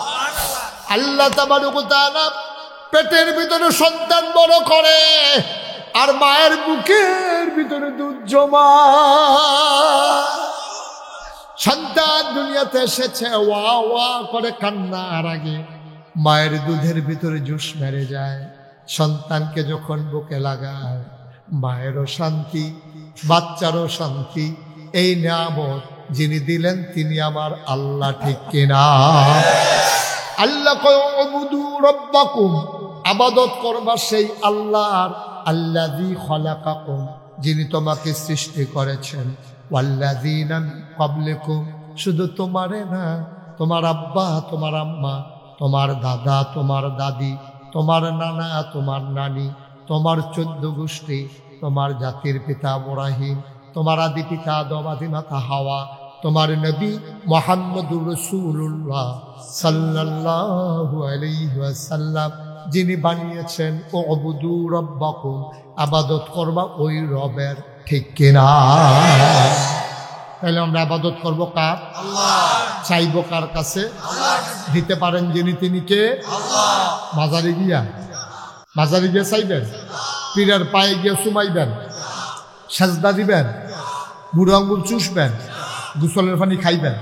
এটা কিন্তু আপনাদের এদিকে না কম না আছে? এটা কি এই এলাকা তো ঢুকে গেছে? হ্যাঁ, আহারে মুসা। আমি চিটাগং সাতপুর গেছিলাম মাহফিল, গেছি এবারে গিয়ে জিগলাম ভাই কি নমুনা, হুজুর মাজার ও সাজদা দেয়। আর একটু দক্ষিণ দিকে গেছিলাম ভাই কি নমুনা, হুজুর ফিরের পাওয়ার সাজদা দেয়। আর একটু উত্তরে গিয়েছিলাম সমস্যা কি, হুজুর ফিরের পাওয়ার সুমায়। ব্রাহ্মণবাড়ি এলাকায় গিয়েছিলাম, আপনার কি অবস্থা, বুড়া আঙ্গুল শোয়। চিটাগাং দিয়া হুনি ফিরেরে গোসল করা, হেই গোসলের পানি মুড়িদরা বোতলও বইরা বাইতেন না খায়, খাড়াস কারে খায়।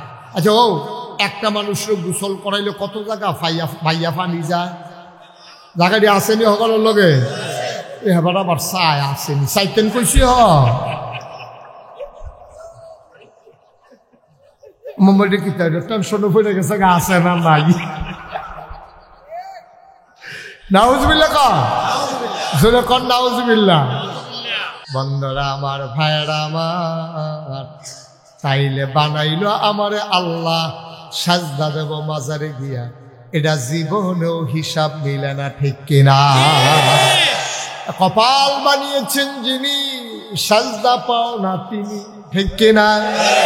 মুসলমান, তোমার সামনে তোমার ছেলে, তোমার আপন ভাইয়ের যদি আব্বা ডাকে, আপন ভাই তোমার ছেলে তার চাচারে আব্বা ডাকছে, তোমার সামনে, তোমার কি আনন্দ না কষ্ট? কষ্টে বুকটা ফাইটা যায়। আমার সন্তান জন্ম দিলাম আমি, তারে হাফ প্যান্ট কিনে দিলাম আমি, লেখাপড়া করাই আমি, সব করি আমি, চাপ বাড়াহে তবে আমার শুরু তারে আব্বা রাহে, তুমি বাদ গিয়া কপালে ঘাম জমে গেছে। তোমার স্ত্রী কয় কান্দেন কেন? কয় আপনার কুদ্দুর চাড়ায়। কয়তে কিতা করছে? দেখে আলমগীরের আব্বারে কে বইয়া রয়েছে। আরে কোন কি কারবার কথা বাইতাই লোক না, বাইতাই এর ভিতরে বেড়ায় কানতে আছে, বেরিয়ে গসে এই আপনার সরিষার তেলের সাথে পানি নিয়ে ইয়া মাথা দেয়, ঠান্ডা ওয়াল লাগিয়া এবার কুদ্দুর পরে পরে আহারে একটু পরে পরে একটা আহা দেয়। এটা যদি আপনার খোলার বিদ্যা লাগান দিত, জাকাত আগুন ধরে গেল। একটু পরে পরে একটা আহা শব্দ বাইর করতে আছে এ ভিডিওকে। আরে এতে জুল্লাপুরে সার্কার করে তার বাহের মনে এত কষ্ট দিছে।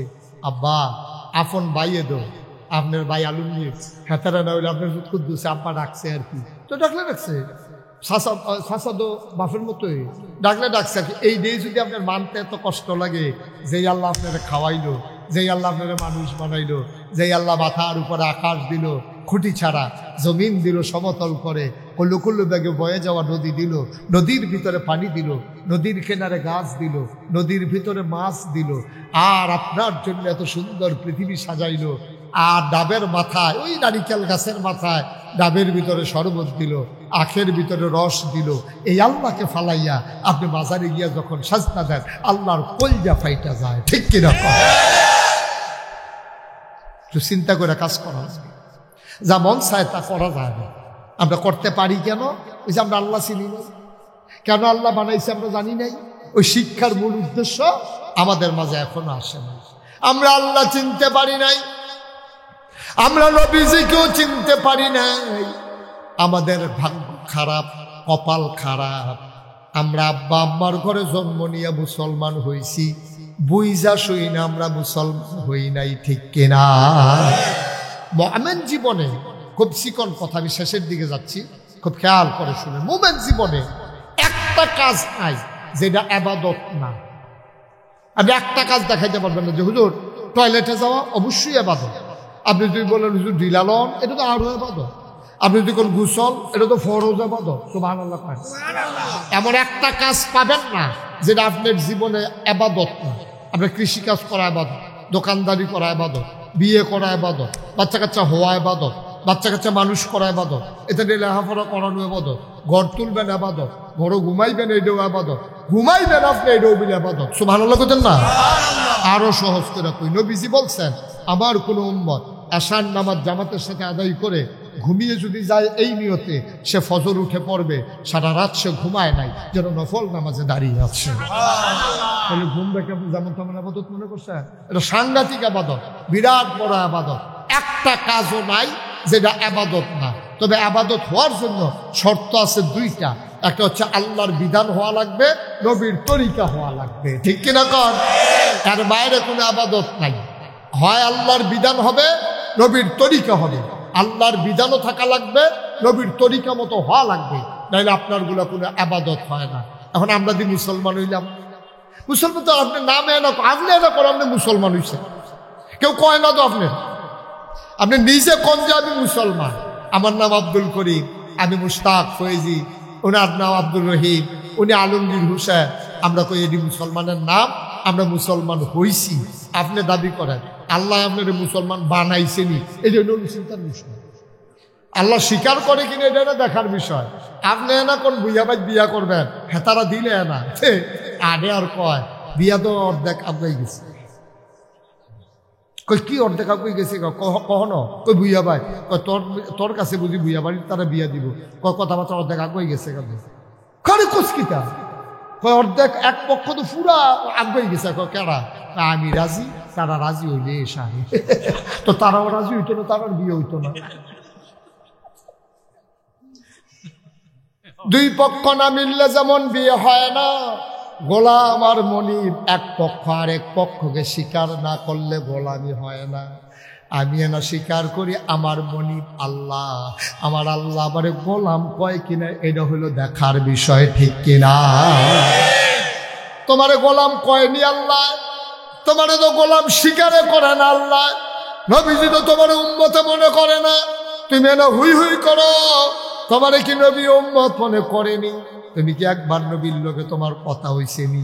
আল্লাহর লোকে কি তোমার কথা হইছে এখনো? আল্লাহও তোমারে গোলাম কয় না, নবীও তোমারে উম্মত কয় না। সুতরাং তুমি এমনি মনে মনে মন কলা খাইতে আসো, স্বপ্নে তুমি লাল শাক খাইতে আসো। স্বপ্নের লাল শাক আর বাতের লোকে মাখাইয়া লাল শাক এক জিনিস না। ঠিক কিনা? কথা একটা মনে করছে দেখি কইলে তা এই যে একটা স্বপ্নে দেখে লাল শাক দিয়ে ভাত খাইতে আছে, কি বাস্তবে না স্বপ্নে? স্বপ্নে দেখে যে লাল শাক দিয়ে ভাত খাইতে আছে, আত্মাত লাল হইয়া গেছে, হরদুমসে খাইতে আছে, সাবাইয়া তুষ করে লাইতে আছে। সহালে ঘুমের তুইটা দেখে খেতাটা সাবাইয়া শেষ করে লাইছে। স্বপ্নে তো স্বপ্নে তুমি তো কত কি দেখো, তুমি নিজে নিজে কত চিন্তা করো। আল্লাহ তোমারে মেনে নিছে কিনা আব্বা এটা হলো দেখার বিষয়। এই জন্য আল্লাহ তাবারক ওয়া তাআলা আমি পায়ে ধরে বলে যাই, অনুরোধ করে বলে যাই, ভালোবাসা নিয়ে বলে যাই, আমি তোমাদের কন্যা, আমি দাওয়াতের জন্য একটা কথাও বলি নাই আব্বা। হৃদয়ের তাগিদ থেকে কথাগুলো বলেছি। যদি আমার কথা শুনে একটা মানুষের অদল বদল হয়, তাইলে আমার জীবনটা সার্থক হয়ে যাবে। মন দিয়ে শুনো রে ভাই, ও ভাই, দুনিয়ায় থাকতে পারবা না, যাওয়াই লাগবে তোমার। সুতরাং যাওয়ার আগে এমন একটা প্রস্তুতি নাও, যেই দিন তুমি মরে যাবা, অশ্ব দিয়া মসজিদের মিনার থেকে ঘোষণা আসবে মানুষটা নাই, দৌড়ে দৌড়ে সবাই তোমারে দেখতে আসবে, কাফন করিয়ে দাফন করে দেবে মাটির কবরে। তুমি যখন কবরে যাবা, এমন একটা জিন্দেগি কইরা যাইও, কবরে যাইতে দেরি, কবর যেন জান্নাতের টুকরা হইতে দেরি না হয়। বলো আমি। আমার কাছে জিন্দেগি আমরা চাই নাকি চাই না? কথা কয় না, চাই নাকি চাই না? শুধু চাইলেই হবে না, চাওয়া অনুযায়ী ওই অনুযায়ী আমাদের পথ চলতে হবে। তুমি চিটাগাং যাইতা চাও আর বাইক তুইটা কইতাছ চিটাগাং চিটাগাং চিটাগাং চিটাগাং চিটাগাং, ঘুমের তুইটা তো বিষ নাই, চিটাগাং তো নাই। ঠিক কিনা ক? তুমি যাইতে চাইবা জান্নাতে, আর ঘরে শুয়ে শুয়ে বলবে আল্লাহ জান্নাত, আল্লাহ রাস্তা দিয়ে যেতে আটকে যেতে লইছি এই আল্লাহ হইলে হেতারা বেড়ে ডরাই নিছে থাক আল্লাহ জান্নাত না দিয়ে উপায় নাই তুমি মুহে কইবে আল্লাহ জান্নাত দিও তুমি তো যেই কারবার করছো কথাটা কি কইলি তা তুমি মসজিদের ভিতরে ফিরসাবের লগে বইয়া বইয়া জিকির করতে আসো লা ইলাহা লা ইলাহা পুরাটা মসজিদ মনে হয় কাঁপতে আছে তার জিকিরের লগে ফাল থেকে আরেকবার রুষে পড়ে আরেকবার ডর এমনি নিজে রুষে কার উফরিকা কেড়ায় পরে কোন যে তোরা কি একটা সারাবেলা যাইতে আছে এর ভিতরে দিয়া মসজিদের সামনে একজনে ফোন দিছে ভাই সাহেব কিস্তির টেহারা লইয়া আসছে কি একটা কথা কয় না দেখি কিস্তির টাকাটা লইয়া আসলাম আপনি খুব বসতো হ্যাঁ তো তোর ফোন ছাড়ে না ভাই কিস্তির টেহারা লইয়া আসলাম আমি তো মসজিদের সামনে আপনি খুব এবার এই জিকিরের ভিতরে দেখতেছে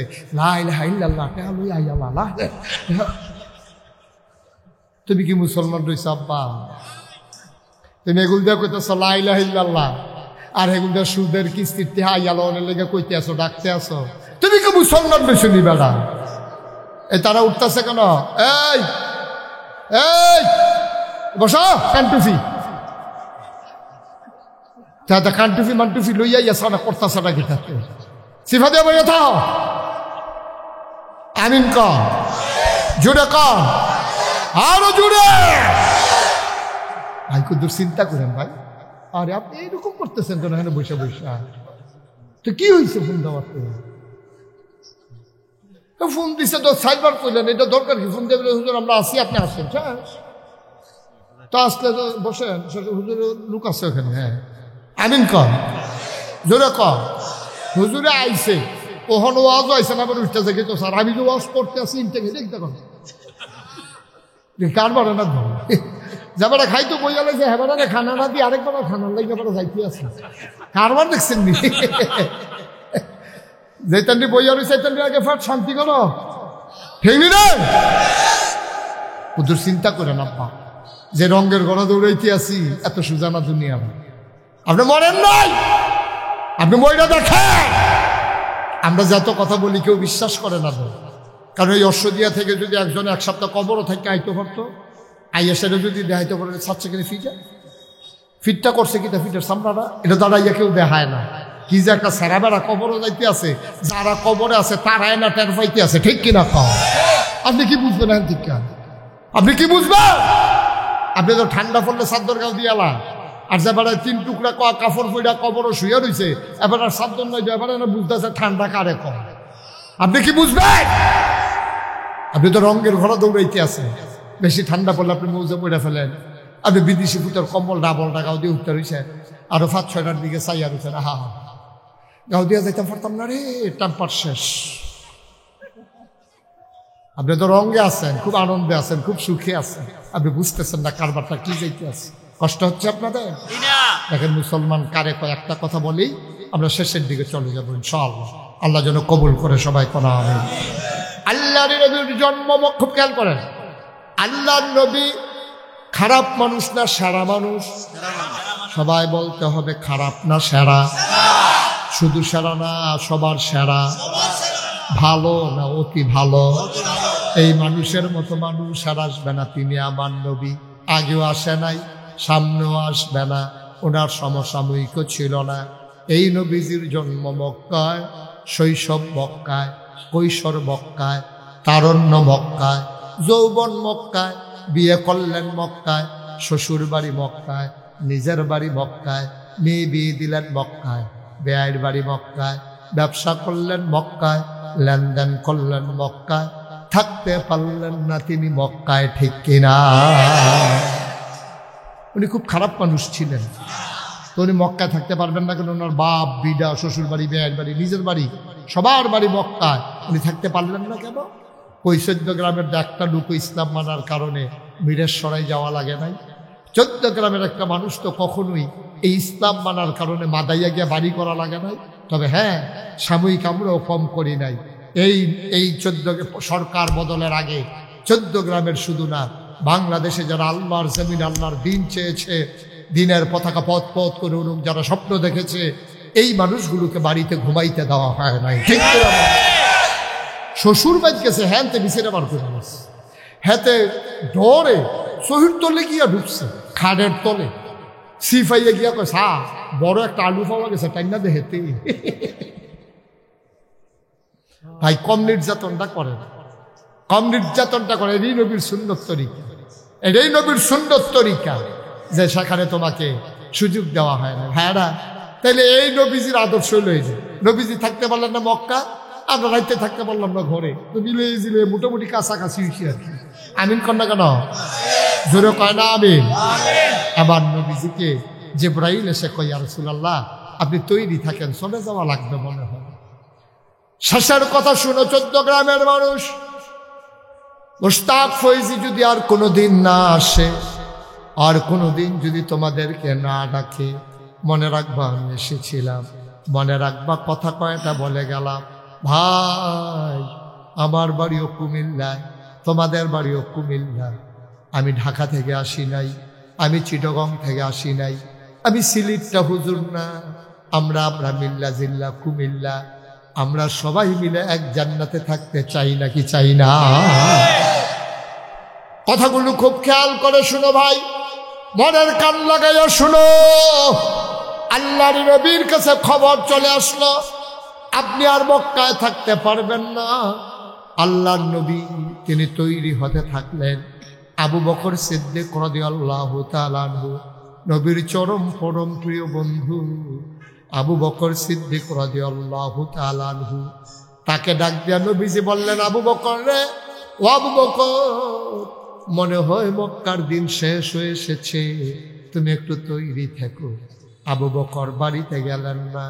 এই খবর পাওয়ার পরে চলে গেলেন মক্কার বাজারে, 2টা ওট কিনলেন, এক ইহুদির ঘরে 2টা ওট রাখলেন, বললেন ভাই 1 মাস পালবা তো মাসিক হারে টাকা পেয়ে যাবা, যতদিন লালন পালন করবা ততদিনের বিনিময়ে নিয়ে যাবা, উট বড় হয়।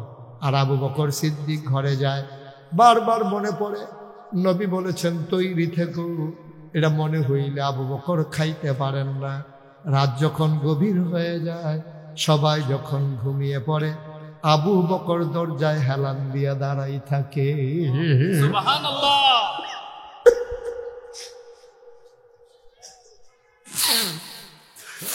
আবু বকরের স্ত্রী ডাক দেয়া কয়, স্বামী আমার ঘুমানোর জন্য বিছানায় আসে। আবু বকর সিদ্দিক ডাক দেয়া কয়, না বিছানায় ঘুমানো যাবে না। কয় কেন বিছানায় ঘুমাইতে যাবে না কেন? কয় নবীজি বলছে তৈরি থাকার জন্য, আমি যদি বিছানায় ঘুমাই যাই, ঘুম যদি গাঢ় হয়ে যায়, আমার ঘুম যদি গাঢ় হয়ে যায়, নবী এসে দরজায় দাঁড়িয়ে যদি কয়েকটা ডাক দেওয়া লাগে, আমি আবু বকর এটা মানতে পারবো না, মরে যাবো আমি। নবী এসে ডাকবেন আর আমি নাক ডেকে ঘুমাবো, আমি কি সেই আবু বকর? বিবি আমার, আমি দরজায় দাঁড়িয়ে দাঁড়িয়ে ঘুমিয়ে যাব, তোমরা ঘুমাও।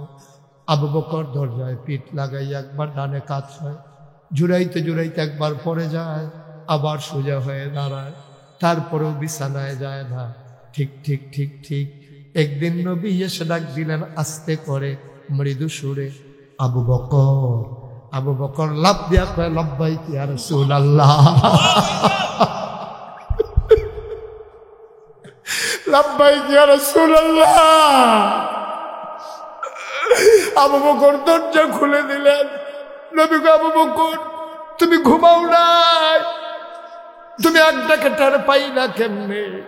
কয় যেই দিন বলেছিল রেডি থাইকো, যেই দিন আপনি বলেছিলেন রেডি থাইকো, প্রস্তুত থাইকো, ওই দিন থেকে আবু বকরের পিঠ আর বিছানায় লাগে না। চারটিখানি কথা বলে কইল না রে ভাই, ইসলাম কারে কই তুমি চিনো না, ইসলাম তুমি এখনো বুঝো নাই।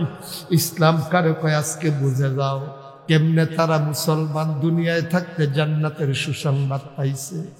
এবার আবু বকরকে নিয়ে বের হয়ে গেলেন। তিনি হাঁটলেন উল্টা দিকে, মদিনার দিকে না গিয়ে উল্টা পথে হাঁটলেন। উল্টা পথে হাঁটার পরে আবু বকর সিদ্দিক ডাক দেয়া কয়, গুস্তাকি মাফ কর দিজিয়ে ইয়া রাসূলুল্লাহ, গুস্তাকি মাফ কর দিজিয়ে, বেয়াদবি মাফ করবেন। আপনি কি মক্কার রাস্তা ভুলে গেছেন? আপনি তো উল্টো পথ ধরেছেন। নবীজি মুচকে হাসি দিয়া কয়, আবু বকর ভুলি নাই, ইচ্ছা করে যাইতেছি। কয় কেন যাইতেছেন? কয় কাফেরেরা যখন আমারে ঘরে না পাবে, মদিনার রাস্তায় হন্য হন্য কয়ে পাগলের মতো ঘুরবে, এই জন্য আমি উল্টা দিকে হাঁটতেছি, যেন তাদেরকে ফাঁকি দেওয়া যায়, তারা যেন খুঁজে না পায়। দেখবা ওরা খুঁজবে ওই দিকে, আমরা নিশ্চিন্তে আরাম করব এই দিকে। বলে সুবহানাল্লাহ। ও চৌদ্দগ্রামের মুসলমান, মিয়ার বাজার পার্শ্ববর্তী অশ্বদিয়া সহ বিভিন্ন এলাকার মুসলমান, মন দিয়ে শোনো। এবার আবু বকর সিদ্দিক নবীর সাথে হাঁটতেছেন। কিছু দূর যাওয়ার পরে দেখলেন পূর্ব আকাশ ফর্সা হয়ে যাচ্ছে, সূর্য উঁকি মেরেছে, আলোর বিকিরণ ঘটছে, সব কিছু প্রকাশ হয়ে যাচ্ছে। আবু বকর কয়, নবী গো, বুদ্ধি বুদয় আর কাজে লাগবে না, এবার বুদয় ধরা পড়ে যাব। দিনের আলো তো প্রকাশ হয়ে গেছে, এখনো তো মক্কার সীমান্ত ক্রস করতে পারি নাই, এখনো তো মক্কার ভিতরেই রয়ে গেলাম, ধরা তো পড়ে যাব। আল্লাহর নবী কয়, আবু বকর এত চিন্তা কইর না, আল্লাহ আছে, কোনো চিন্তার দরকার নাই। দেখো তো কোথাও কোনো গুহা টুহা পাও নাকি? আবু বকর সিদ্দিক চতুর্দিকে ছোটাছুটি করলেন, গিয়ে পেয়ে গেলেন গুহা। গুহার নাম সাউর। সাউর গুহার সামনে গিয়ে আবু বকর দাঁড়ালেন। নবী বললেন, তুমি সরো, আমি ঢুকতেছি গুহায়। আবু বকর সিদ্দিক হাত ছড়িয়ে দাঁড়িয়ে গেলেন গুহার মুখে। অসম্ভব, আপনি গুহায় ঢুকবেন না। কয় কেন আমি গুহায় ঢুকব না? কয় গুহায় সাপ থাকতে পারে, বিচ্ছু থাকতে পারে, পাহাড়ি গুহা, বিষাক্ত অনেক জিনিস থাকতে পারে, আমি আগে একটু দেখে আসি গুহাটা নিরাপদ কিনা আমাদের জন্য। আল্লাহর নবী কেঁদে ফেললেন, ডাক দেখো আবু বকর, তুই ঢুকলে কি তোরে কামড়াবে না? আমি ঢুকলে আমারে কামড়াবে। নবীর কলিজা বড় মায়া। কোরআনে আল্লাহ কয়, ফাবিমা রাহমাতিন মিনাল্লাহি লিনতা লাহুম ওয়ালাউ কুনতা ফাযযান গালিযাল কলব লানফাদ্দু মিন হাওলিক ফাআফু আনহুম ওয়াস্তাগফির লাহুম ওয়াশাবিরহুম ফিল আমর ফাইযা আযামতা ফাতাওয়াক্কাল আলাল্লাহ ইন্নাল্লাহা ইউহিব্বুল মুতাওয়াক্কিলিন। আমিন খান। আমাদের এই মসজিদে তো আজান হয় নাই না, সবাই একটু ধৈর্য ধরে বসে, আমি এখনই শেষ করে দেব। আমিন খান, জোরে খান, আর জোরে। আবার আল্লাহ কয়, নবী গো, আপনার মনটারে আমি রহমত দিয়া, মায়া দিয়া নরম কইরা বানাইছি। এই নরমের কারণে আবু বকর আপনার গুহায় আগে ঢুকতে দেয় না। তারা আপনার চতুর্দিক দিয়ে মৌমাছির মতো গুনগুন গুনগুন করে আপনার প্রশংসা করে। আল্লাহ নবীকে, আবু বকর, আবু বকর, আমি গুহায় ঢুকলে সাপ কামড়াবে, তোরে কামড়াবে না। আবু বকর সিদ্দিক চোখের পানি ছেড়ে দিলেন। ডাক দেখো, ইয়া রাসূলুল্লাহ, আমার মতো 100 আবু বকর যদি মরে যায় ইসলামের কিচ্ছু হবে না, কিন্তু আপনি নবীর কিচ্ছু হয়ে গেলে ইসলাম থাকবে না। আপনি নবীর যদি কিচ্ছু হয়ে যায় আর ইসলাম নাম নেওয়ার মতো কেউ থাকবে না। আমি আবু বকর মরে গেলেও কিচ্ছু হবে না গো নবী, আমার যেতে দেন গুহার ভিতরে। আল্লাহ নবী অনুমতি দিলেন। আবু বকর ঢুকলেন, বললেন, আহলান সাহলান মারহাবা, মোস্ট ওয়েলকাম, আসেন গুহার ভিতরে, আপনাকে স্বাগত। নবী গুহার ভিতরে ঢুকেই বললেন, আবু বকর, বড় ক্লান্ত পরিশ্রান্ত মনে হচ্ছে, একটু বিশ্রাম ফরমাইলে ভালো হতো। আবু বকর বললেন, নো চিন্তা, কোনো টেনশন নাই, আমি আসন পেতে বসতেছি, আপনি মাথা রেখে ঘুমিয়ে পড়ুন। আবু বকর আসন পেতে বসলেন। আল্লাহ নবী কুলের ভিতরে মাথা রাখলেন। আবু বকর আস্তে করে কপালে টিপে দেয়, চুলির মাঝে বিলি কেটে দেয়। নবী আরাম পেয়ে চোখ বন্ধ করে ঘুমিয়ে পড়লেন। আবু বকর চতুর্দিকে তাকায়া দেখে ওই গুহার ভিতরে চতুর্দিক দিয়া ছোট ছোট গর্ত, গর্তের ভেতর থেকে সাপের জিহ্বা লক লক করে। আবু বকর ভয় পেয়ে গেলেন, ওনার পাগড়িটা ছিঁড়ে ফেললেন, টুকরা টুকরা করে সবগুলো সাপের গর্ত বন্ধ করে দিলেন। কাপড়ের টুকরা শেষ, গর্ত রয়ে গেল একটা। কাপড়ের টুকরা নাই, গর্ত একটা বাকি আছে। আবার আবু বকর সিদ্দিক চিন্তা করলেন কি করা যায়। তিনি আবার পা দিয়ে ওই গর্তের মুখে চাপা দিয়ে রেখেছেন, বিষাক্ত সাপ বের হতে না পেরে আবু বকরের গায়ের ভিতরে ধ্বংসন করেছে, ছুবল মেরেছে, বিষাক্ত হয়ে গেছে শরীর, নীল হয়ে গেছে শরীর। আবু বকরের চিৎকার বের হতে চায়, নিচের ঠোঁটটারে দাঁত দিয়া কামড়ে রেখে চিৎকার থামাইয়া নবীর ঘুম নির্বিঘ্ন করতে চায়। আমি আওয়াজ করলে যদি নবীর ঘুম ভেঙে যায়, আবু বকর আওয়াজ বের হতে দেয় না। আবু বকর আওয়াজ বন্ধ করেছে, চোখের পানি থামাবে কি দিয়া? আওয়াজ বের হতে দেয় নাই, চোখের পানি তো আর থামাইতে পারে না। আবার টপ টপ করে 2 ফোঁটা গরম পানি নবীর গাল মুবারকে পড়ে গেল। নবী চমকে উঠলেন, তিনি থমকে দাঁড়ালেন, তিনি আশ্চর্যান্বিত হয়ে গেলেন। আবু বকর কেন কাঁদে? নবী লাফ দিয়ে উঠে বসলেন। আবু বকর কেন কাঁদো? নিশ্চয়ই ছোট্ট মেয়েটার কথা বাড়ির মনে পড়ছে, বাড়ির কথা বোধহয় তোর মনে পড়ছে রে আবু বকর, সংসারের কথা মনে পড়ছে। আব্দুল্লাহ পীরের কথা বললেন, আপনি আমার কুলের ভিতরে, আর আমি বাড়ির কথা মনে করে করে কাঁদবো। এমন কি হয় নাই গো নবী? 3 দিন না খাওয়া বাচ্চা আপনার চেহারার দিকে তাকিয়ে খাবারের কথা ভুলে গেছে, আর আপনার আমি কুলে শোয়াইয়া বাড়ির কথা মনে করব। আল্লাহ নবী আবু বকর তাইলে কান্দ কেন? আবু বকর আবার ডাক দেয়া কয়, মনে করেছিলাম বলবো না, না বলে তো আর রাখতে পারলাম না। আপনি জিজ্ঞেস করে ফেলেছেন, নবী গো সাপ আমারে কামড়ে দিয়েছে, সুবল মেরেছে। দেখি দেখি কি দেখি, কোথায় সাপ তোমারে কামড়ে দিয়েছে? কেন তুমি আমারে ডাকলা না? দেখি কোথায় কামড়ে দিয়েছে। আবু বকর পায়ে এনে দেখালে। আল্লাহর নবী আস্তে করে বিসমিল্লাহ বলে আঙ্গুলের মাথায় একটু লালা মুবারক লাগাইলেন। আবু বকর সিদ্দিক সাক্ষী দেয়, আমার পায়ে যখন লালা লাগানো হলো, খোদার কসম সব কামড়ানোর আগে আমার পাটা যত আরামে ছিল, নবীর লালা মুবারক লাগার পরে ওই আগের চাইতে আরো বেশি আরাম পাইতেছিলাম।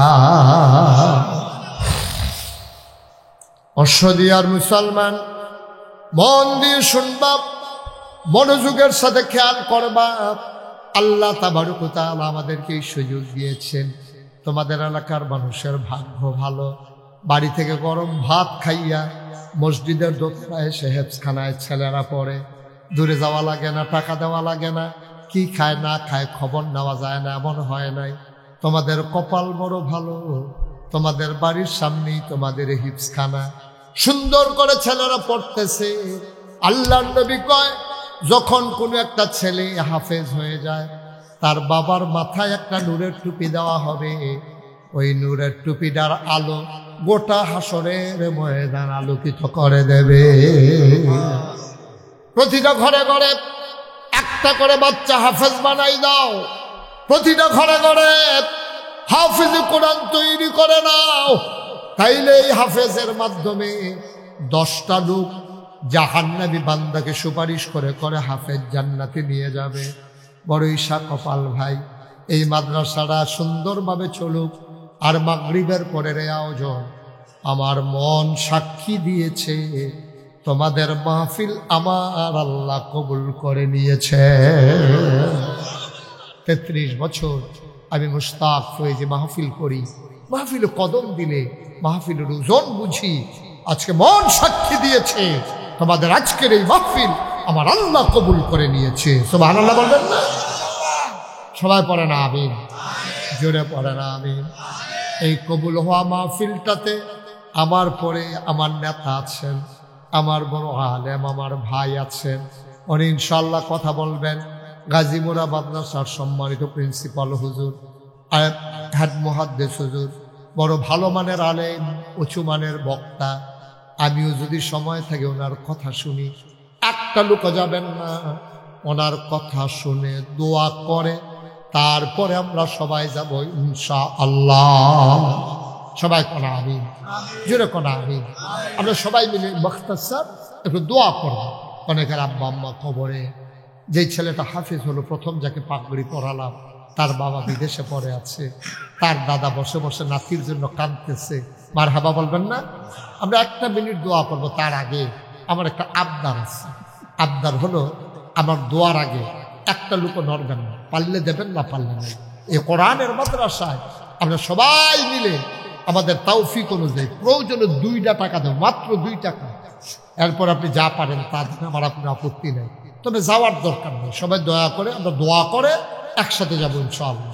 আমার ছেলেরা আসতেছে, আপনারা 1000, 2000, 500, 100, 10, 20, 50 যে যা পারি, একজন লোক আমরা খালি যাবো না ইনশাআল্লাহ। কোরআনের মাদ্রাসায় জনাব আবুল বাশার মিয়াজি, মাশাআল্লাহ, জনাব আবুল বাশার মিয়াজি, যিনি প্রতিষ্ঠাতা না মাদ্রাসার, যিনি প্রতিষ্ঠাতা আবুল বাশার মিয়াজি, উনি 1 নম্বরে দিয়ে দিলেন 1 লক্ষ টাকা। বলো মারহাবা। কই মাদ্রাসার ছেলেরা কই? ভিতরে ঢুকো তোমরা। হ্যাঁ, ছেলে হাত বাড়া তোমরা, যারা ব্যাগ আছে শুধু তারাই উঠবা, বাকি তারা বসে। বিসমিল্লাহ বলে সবাই গান। আবুল হাসেম মিয়াজির ছোট ভাই, আবুল বাশার মিয়াজির ছোট ভাই মনির মিয়াজি, উনিও দিলেন 50,000 টাকা। বলো মারহাবা। কবুল করে, মঞ্জুর করো, মনের আশা পূরণ করে দাও, দানের হাদিয়া সোনার মদিনায় পৌঁছে দাও, কামাই রোজগারের রহমত আর বরকত বাড়াইয়া দাও করা। আমি কারো সামনে থেকে যেন খালি যাওয়া না লাগে, আমার একটা আবদার। আপনি 2 টাকা দিয়ে, হ্যাঁ, আহা কি নাম না, আব্দুল হান্নান শিকদার। গতকালকে তার আম্মা এন্তেকাল, গতকালকে, হ্যাঁ, গতকালকে তার আম্মা এন্তেকাল করেছে বৃহস্পতিবারে। আহারে মা, আহারে মা, মা, আহারে মা। মায়ের জন্য দোয়াটা করে চলে যাবে। এই যে ছেলেগুলা, তোমাদেরকে এত আদর করি, তোমরা হাঁটু শুরু করো, দোয়াটা করে যাও। হ্যাঁ, বোকা ছেলে, সবাই দোয়া করে যাবো। আপনার ফাঁসি হবে নাকি? এনে বসো, আবার হাত উঠায় বোকা না। আয় আল্লাহ, আমার ভাই উনি মাদ্রাসার জন্য দিলেন 30,000 টাকা। কবুল করো, মঞ্জুর করো, মনের আশা পূরণ করে দাও, দানের হাদিয়া সোনার মদিনায় পৌঁছে দাও। আয় আল্লাহ। আমার দাদা যখন দায়িত্ব দিল, আমি বললাম আমি তো দায়িত্ব নিতে চাই না, আমি মেহনত করে খাউন না মানুষ, মুনি দিয়া খাউন না মানুষ, আমার তো এই শান শৌকতের দরকার নাই, আমার এই ফিরালির দরকার নাই। দাদা বলে, তুমি কেমন পীর সাহেব হতে চাও? আমি বলি যে এই পীর সাহেব মানুষের সুখে পাশে দাঁড়াবে, দুঃখে পাশে দাঁড়াবে, মানুষকে ক্রাইসিস পিরিয়ড থেকে ওভারকাম করার জন্য মানুষদেরকে টেনে টেনে নিয়ে আসবে দিনের পথে। আমি ওই পীর সাহেব হতে চাই, তোমার ওই রকমই বানাইতে চাই। তাই বললাম তাহলে আমার একটু জমিন দেওয়া, খুব খেয়াল করে শুনেন, আমি বললাম যে আমাকে একটু জমিন দেওয়া লাগবে। আমার দাদা মাত্র 9 শতক জমিন, মাত্র 9 শতক জমিন দাদা আমারই দিয়েছে। আমি আর পরে জমিন কিনা শুরু করলাম। আমার দরবারে এখন জায়গা হলো 18 একর, 1800 শতক। কত শতক? 18 শতক।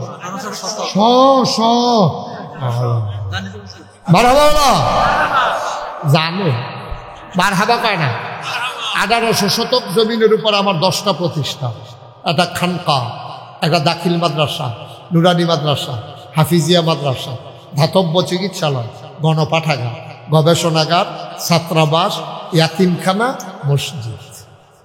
আমি মসজিদের কাজ যখন শুরু করবো, আমার ইঞ্জিনিয়ার যারা দরবারের মুরিদ আছেন তাদেরকে বললাম একটা ড্রয়িং করে, ভিউ দাঁড় করা। ওরা নিয়ে আসলো, দেখলাম বিশাল এক মসজিদের ডিজাইন।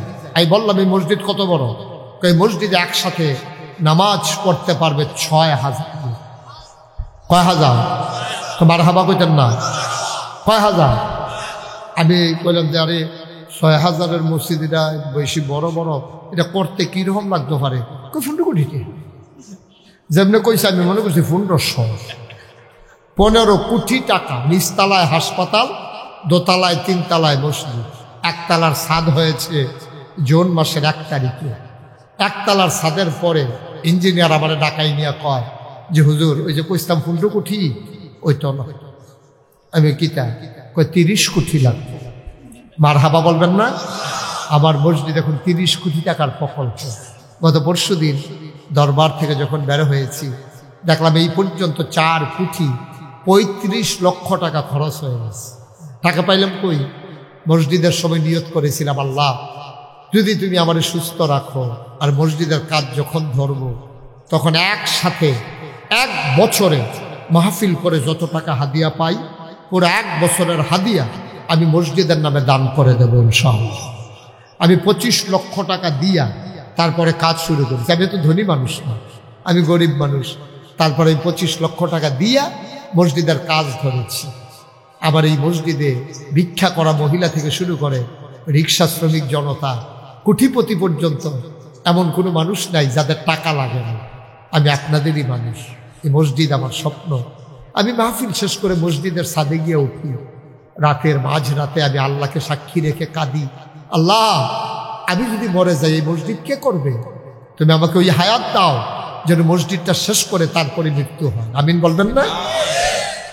তুমি তোমার বন্ধু নবী বলেছেন, মাম বানা লিল্লাহি মাসজিদান বানাল্লাহু লাহু বাইতান ফিল জান্নাহ, যে দুনিয়ায় মসজিদ বানাবে তুমি আল্লাহ তার জন্য জান্নাতে ঘর বানাবে। দয়া করে আমাকে এই যারা এই মসজিদে শরীক হবে সবার জন্য জান্নাতে ঘর বানাই দিও। আমিন বলবেন না?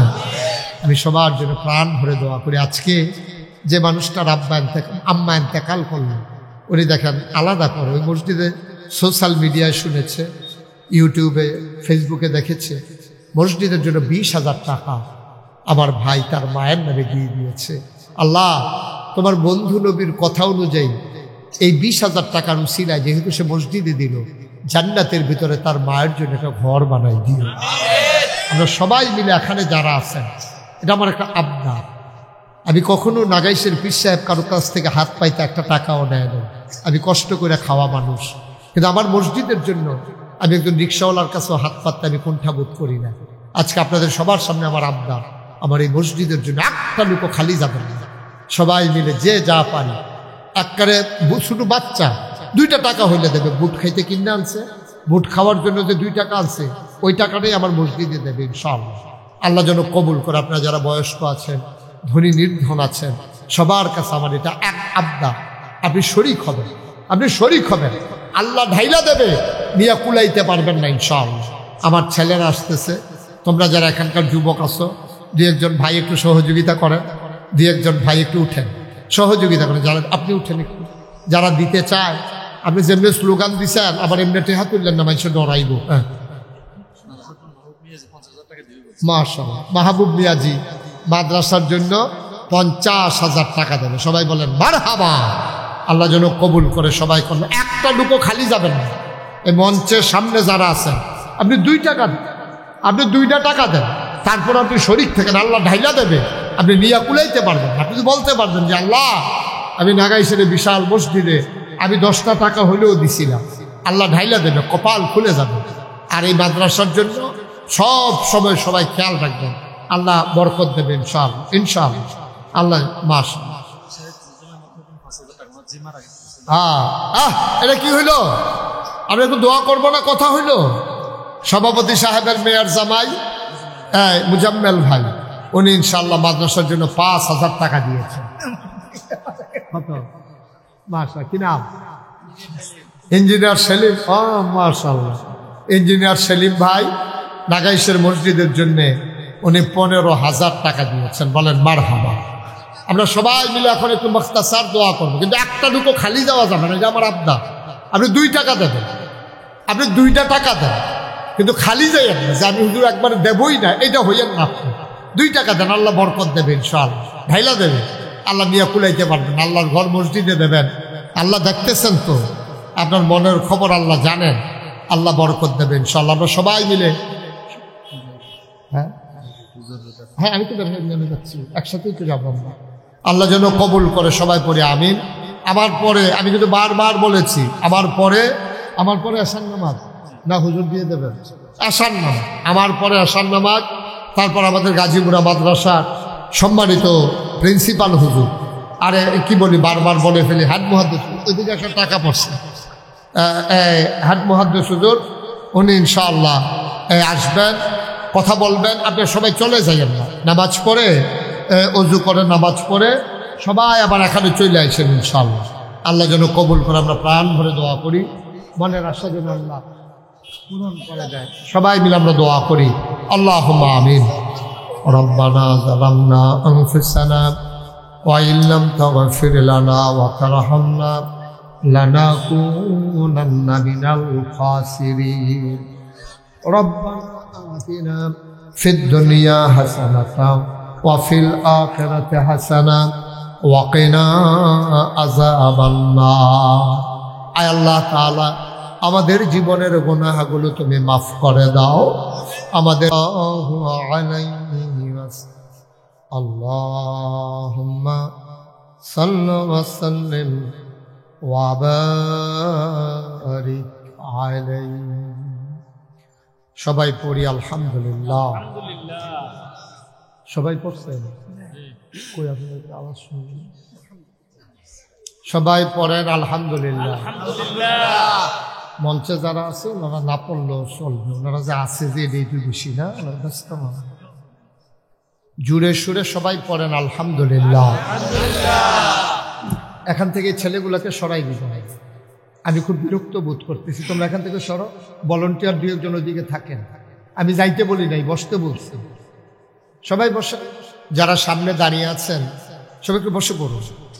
দাঁড়াই থাকার দরকার কি, জায়গা না থাকলে দাঁড়াবেন। ওই সময়টা আসতেছে, 5 মিনিট অপেক্ষা করেন। পরে কিন্তু আপনি বসতে চাইলেও বসতে পারবেন না, জায়গা পাবেন না। আল্লাহ যেন কবুল করে। সবাই পড়েন আমিন। সবাই পড়েন আলহামদুলিল্লাহ। জুড়ে, আরো জুড়ে।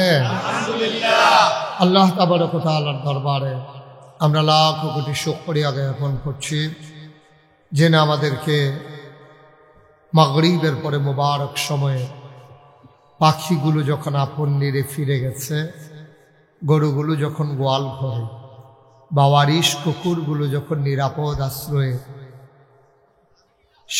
ছোট্ট শিশু সন্তানটি খেলাধুলা শেষ করে যখন মায়ের কুলে ফিরে গেছে, স্বাভাবিকভাবে কর্মমুখর, কর্মব্যস্ত, আনন্দ ঘন একটি দিন অতিবাহিত করার পরে ক্লান্ত, পরিশ্রান্ত, অবসন্ন এ পিঠ যখন বিছানা চায়, এ দেহ যখন আরাম চায়, একটু স্বস্তির নিঃশ্বাস যখন ফেলতে চায়, সকল আরামকে হারাম করে দিয়ে যিনি আমাদেরকে আজকের আয়োজনে এই কোরআনের মাহফিলে আসার বসার, কিছু কথা শোনার সুযোগ করে দিলেন, মাবুদের শিখানো কালেমা দিয়ে চিৎকার করে সবাই পড়ি আলহামদুলিল্লাহ।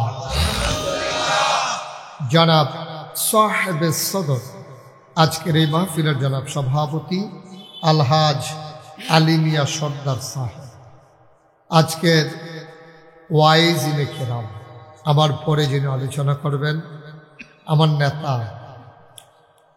কুমিল্লা দক্ষিণের বাংলাদেশ মজলিসুল মুফাসসিরিনের সম্মানিত সভাপতি, বিশিষ্ট আলেমে দ্বীন, গাজীমুড়া কামিল মাদ্রাসার সম্মানিত প্রধান মুহাদ্দিস হযরত মৌলানা আব্দুল হালিম সাহেব, হযরত মৌলানা মুফতি ইয়াকুব বিন আব্দুর রশিদ, আমন্ত্রিত অতিথিবৃন্দ, মুআজ্জাজ মুকাররম উলামায়ে কেরাম, মুরব্বিয়ানে আযাম, কলিজার টুকরা যুবকেরা, পর্দার আড়ালের আমার মা ও বোনেরা, সবার প্রতি আমার আবারও আন্তরিক সশ্রদ্ধ সালাম।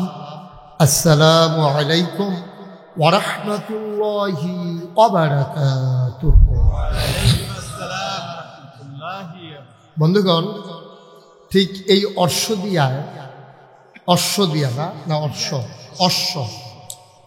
দিয়ায় আমি কখনো আর আসিনি, এটাই আমার জীবনের প্রথম আসা। তুলনামূলকভাবে 14 গ্রামে যত মাহফিল আমার হওয়ার কথা ছিল এর চাইতে কম হয়েছে। অন্যান্য উপজেলার চাইতে 14 গ্রামে আমার মাহফিলের সংখ্যা কম। ইদানিং আবার শুরু হয়ে গেছে, অনেক মাহফিলে আবার 14 গ্রামে করেছি এবং করব ইনশাআল্লাহ। তো আল্লাহ যেন কবুল করে। সবাই পড়ি আমিন। আজকের এই আয়োজনটা আপনারা দেখেছেন, লেখা আছে যে হাফেজ ছাত্রদের পাগড়ি প্রদান উপলক্ষে ইতিমধ্যে আমরা 4টা ছেলেকে পাগড়ি পরিয়েছি। যিনি মাদ্রাসার সম্মানিত প্রতিষ্ঠাতা, ওনার জীবন সার্থক যে ওনার প্রতিষ্ঠিত মাদ্রাসা থেকে ওনার সুযোগ্য সন্তান, ওনার ছেলে আজকে হাফিজে কোরআন হয়েছে। আলহামদুলিল্লাহ বলবেন না? এবং আমি যে 3জনকে পাগড়ি পরালাম, জীবনে তো অনেক ছেলেকে পাগড়ি পরিয়েছি, এই 3জন ছেলে 3জনই আমার কাছে মনে হয় হয়েছে বয়স একেবারেই স্বল্প। এত কম বয়সে যেগুলো হাফেজ হয়েছে, ওদের জন্য একটা ভালো দিক হচ্ছে কোরআনকে তারা মুখস্থ করে নিয়েছে। এখন যদি কোনো একটা ভালো মাদ্রাসায় ইলম অর্জন করে কোরআনকে বুঝে নিতে পারে, তারপরে সেই মানুষটা যদি কোরআন সুন্নাহর আলোকে নিজের জীবনকে তৈরি করে নিতে পারে, এই মানুষগুলো হয়ে যাবে আমাদের পথ নির্দেশক, আমাদের পথ প্রদর্শক। ওরা হয়ে যাবে আমাদের রাহবার, ওরাই হবে ইসলামী আন্দোলনের বাংলার জমিনে ইসলামকে কায়েম করার জন্যে ওরাই হবে অগ্রসেনানী। ঠিক কিনা বলেন? আজকে আমরা লেখাপড়ার উদ্দেশ্যটা ভুলে গেছি। লেখাপড়ার কিন্তু একটা উদ্দেশ্য আছে। আপনি কেন লেখাপড়া করবেন এটার একটা উদ্দেশ্য আছে। সভাপতির চেয়ারটা একটু কোনাকুনি করে দেন, আমার দিকে ফিরে দেন, এভাবে আরো ঘুরান। ঠিক আছে, আপনার দিকে, হ্যাঁ আমার দিকে। ওয়াজ হেন আপনি হেন চাইয়া থাকলে কি লাভ? আপনারা একটু ঘুরা বসলে আমার ওয়াজ শুনতে সুবিধা হবে। কারণ আপনি কি নির্বাচন করবেন এই এলাকায়? তো আর ভোটের চাইছে এরকম দিতেন। আমিন কম, আওয়াজ কম, জোরে কম, আরো জোরে। এই যে বলছিলাম 5 মিনিট পরে কিন্তু জায়গা পাবেন না, হয়েছে ঘটনা। আপনারা তো ঠিকই বসলেন না। এখন যারা আসতে আছে তারা কি কারবার হবে চিন্তা করে দেখছে? যারা দাঁড়িয়ে আছেন এখনই যদি মনে করেন একটু জায়গা আছে, আপনি দাঁড়াই থাকার দরকার নাই, তো ভিতরে চলে আসেন। বাসের ভিতরে তো সিট না পাইলে কন্ট্রাক্টরের লোকে ঘুষাঘুষি লাগে গেলাম, কিরে সিট আছে কইয়া তুললে এখন সিট নেস না কিরে, হেতারে ঘুষি দিয়া জানালা দিয়ে বার করে লাউনের কথা। আর এখন আমরা সিট দিয়া রাখছি, বয় না, কারবার দেখো। আমিন কল, জোরে, আরো জোরে। খুব খেয়াল করে শুনবেন, সময় কম তো, গুরুত্বপূর্ণ কিছু কথা আল্লাহ যেন আমার মুখ দিয়ে বের করে দেয়। সবাই কন আমিন। আজকে আর একেবারে আয়েশ কইরা বৈশা ভর্তা ভাজি সালাদ টালাদ দিয়া হবে না। আজকে গুস্ত দিয়া তাড়াতাড়ি কয়েকটা লুকমা দিয়া পেট ভরণ দিয়া কথা আল্লাহ যেন কবুল করে। সবাই করা আমিন। তো যে কথাটুকু বলছিলাম, যে আমরা যে লেখাপড়া করি, যে বাচ্চাগুলো হাফেজ হলো, আমরা আলেম হলাম, অনেকে পিএইচডি করলো, ডক্টরেট করলো, ইঞ্জিনিয়ার হলো, ডাক্তার হলো, আমরা লেখাপড়ার উদ্দেশ্যটা ভুলে গেছি। আপনি রাস্তায় হাঁটতেছেন কিন্তু কোথায় যাবেন আপনি জানেন না।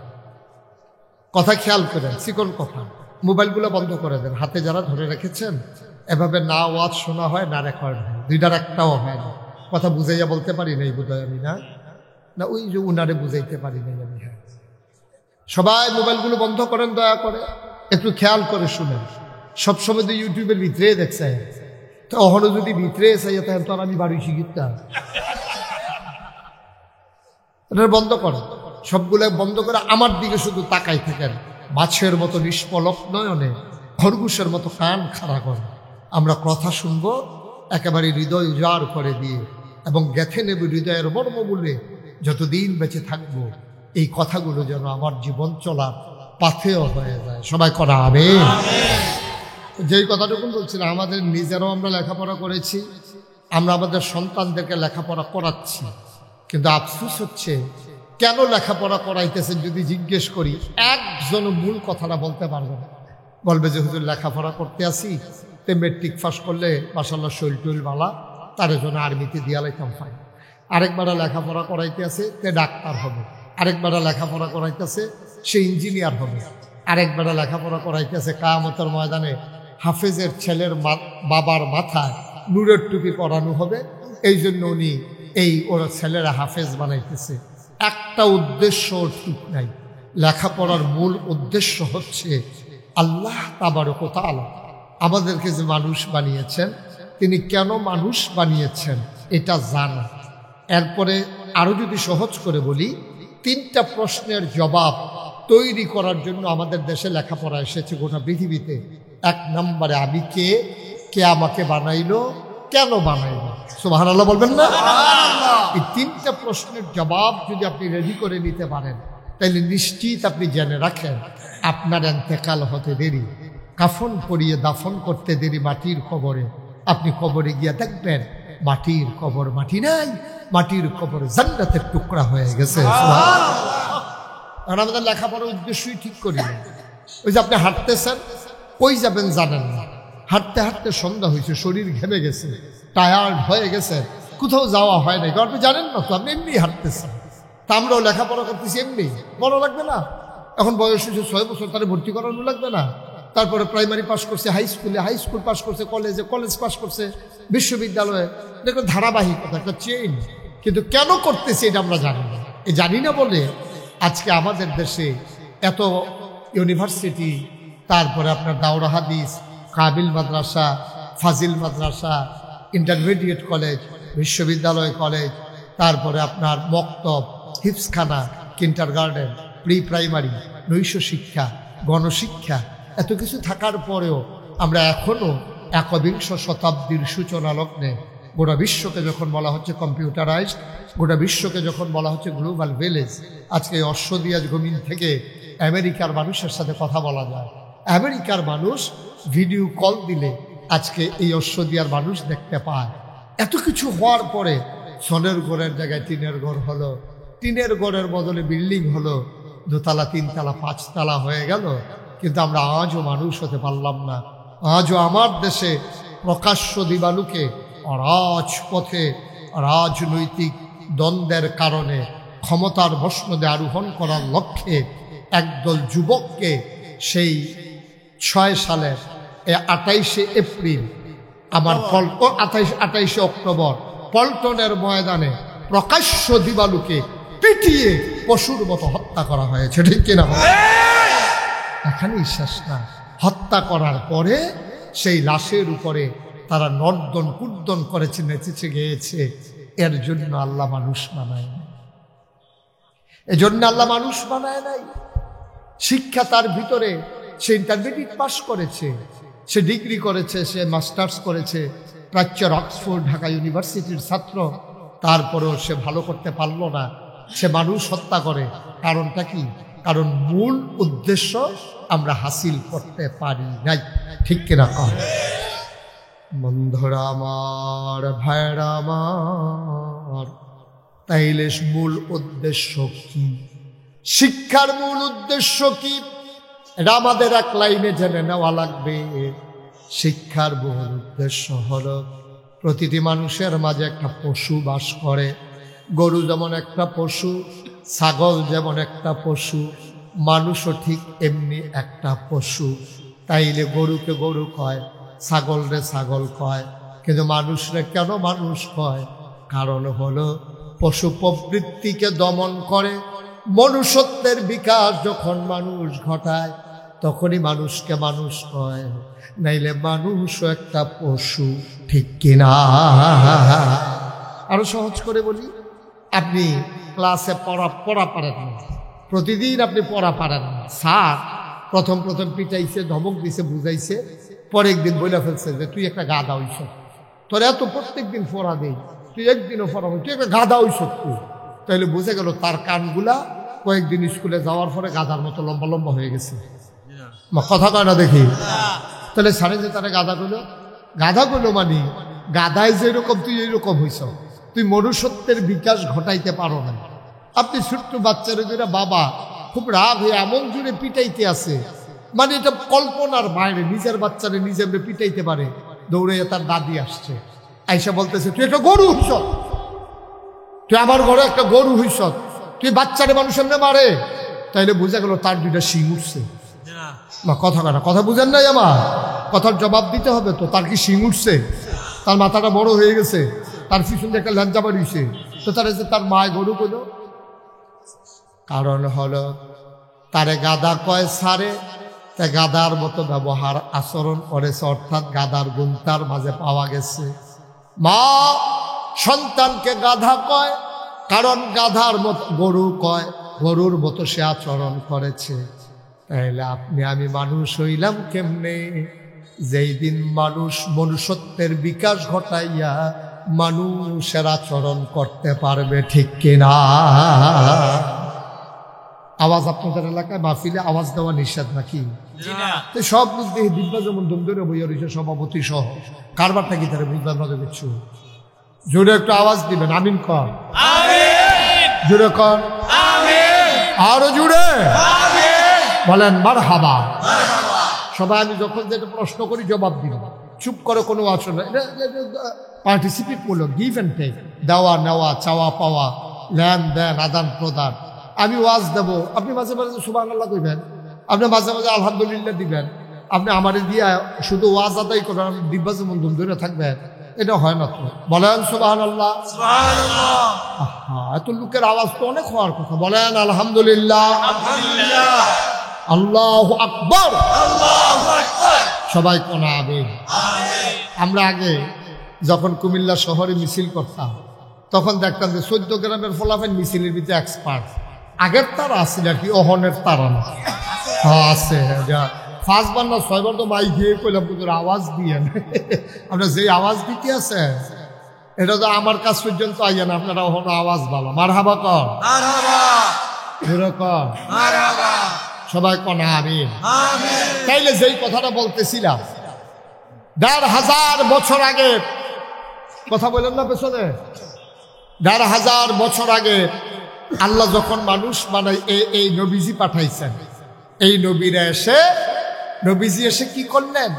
এসে দেখলেন বর্বর, বাদইন, যাযাবর, মূর্খ, অসভ্য একদল মানুষ। তিনি এসে মানুষগুলোকে বদলে দিলেন। তাহলে তারা বর্বর ছিল, তাদেরকে বানাই দিলেন সুসভ্য, সুশীল, আধুনিক, ভদ্র, আল্লাহ। সুবহানাল্লাহ বলবেন না? আচ্ছা, কেমন করে বানালেন? পশ্চিমা বিশ্বের যারা মনীষী, America, Britain, France, Germany, Sweden, Switzerland, যত বড় বড় দেশ আছে, আর ওদের জন্য বড় বড় ইউনিভার্সিটি আছে, ওরা গবেষণা করলো, থিসিস করে নিল, তারা ডক্টরেট করলো ওই বিষয়ের উপরে যে মানুষগুলো 1500 বছর আগে যখন অসভ্য ছিল, বর্বর ছিল, সামাজিক অবকাঠামো ছিল না, বাহন ছিল না, ল্যান্ডফোন ছিল না, কুরিয়ার সার্ভিস ছিল না, পোস্ট অফিস ছিল না বলতে কিছুই ছিল না। ওই সময় এত ভদ্রতার উন্নতির চরম শিখরে কেমন করে মানুষগুলো আরোহণ করলো? ওরা গবেষণা করে দেখলো যেই জিনিসটা দিয়ে তারা আপনার ওই এত উপরে আরোহণ করেছে, ওই জিনিসটার নাম হইল কোরআনুল কারীম। সুবহানাল্লাহ বলবেন না? এই কোরআন থেকে তারা শিক্ষা নিয়েছে বলে, কোরআনের মর্মমূল তারা ধারণ করেছে বলে তারা সেদিন এত উন্নতির চরম শিখরে আরোহণ করেছে। বন্ধুগণ, এই জন্য আল্লাহ তাবারক ওয়া তাআলা বলে দিলেন, কল, হে রাসূল আপনি বলুন, হাল ইয়াস্তাবিল্লাযীনা ইয়ালামুনা ওয়াল্লাযীনা লা ইয়ালামুন, আপনি বলে দেন যারা জানে যারা জানে না, দুই দল কি সমান? কখনোই দুই দল সমান হতে সব মরহুম লয়ে ফিরে গেলাম। তাই আর থেকে কম লোকে তো আওয়াজ হয়, দুই দল কি সমান? সবাই বলতে হবে। আমি প্রশ্ন করার পরে উনি খালি একজনে কইছে আর বাহি সব কয়, আবার আর যেই মত আমারও সেই মত। যারা জানে যারা জানে না, দুই দল কি সমান? তাইলে দুই দল সমান। এটাকে আমার কথা না, আল্লাহর।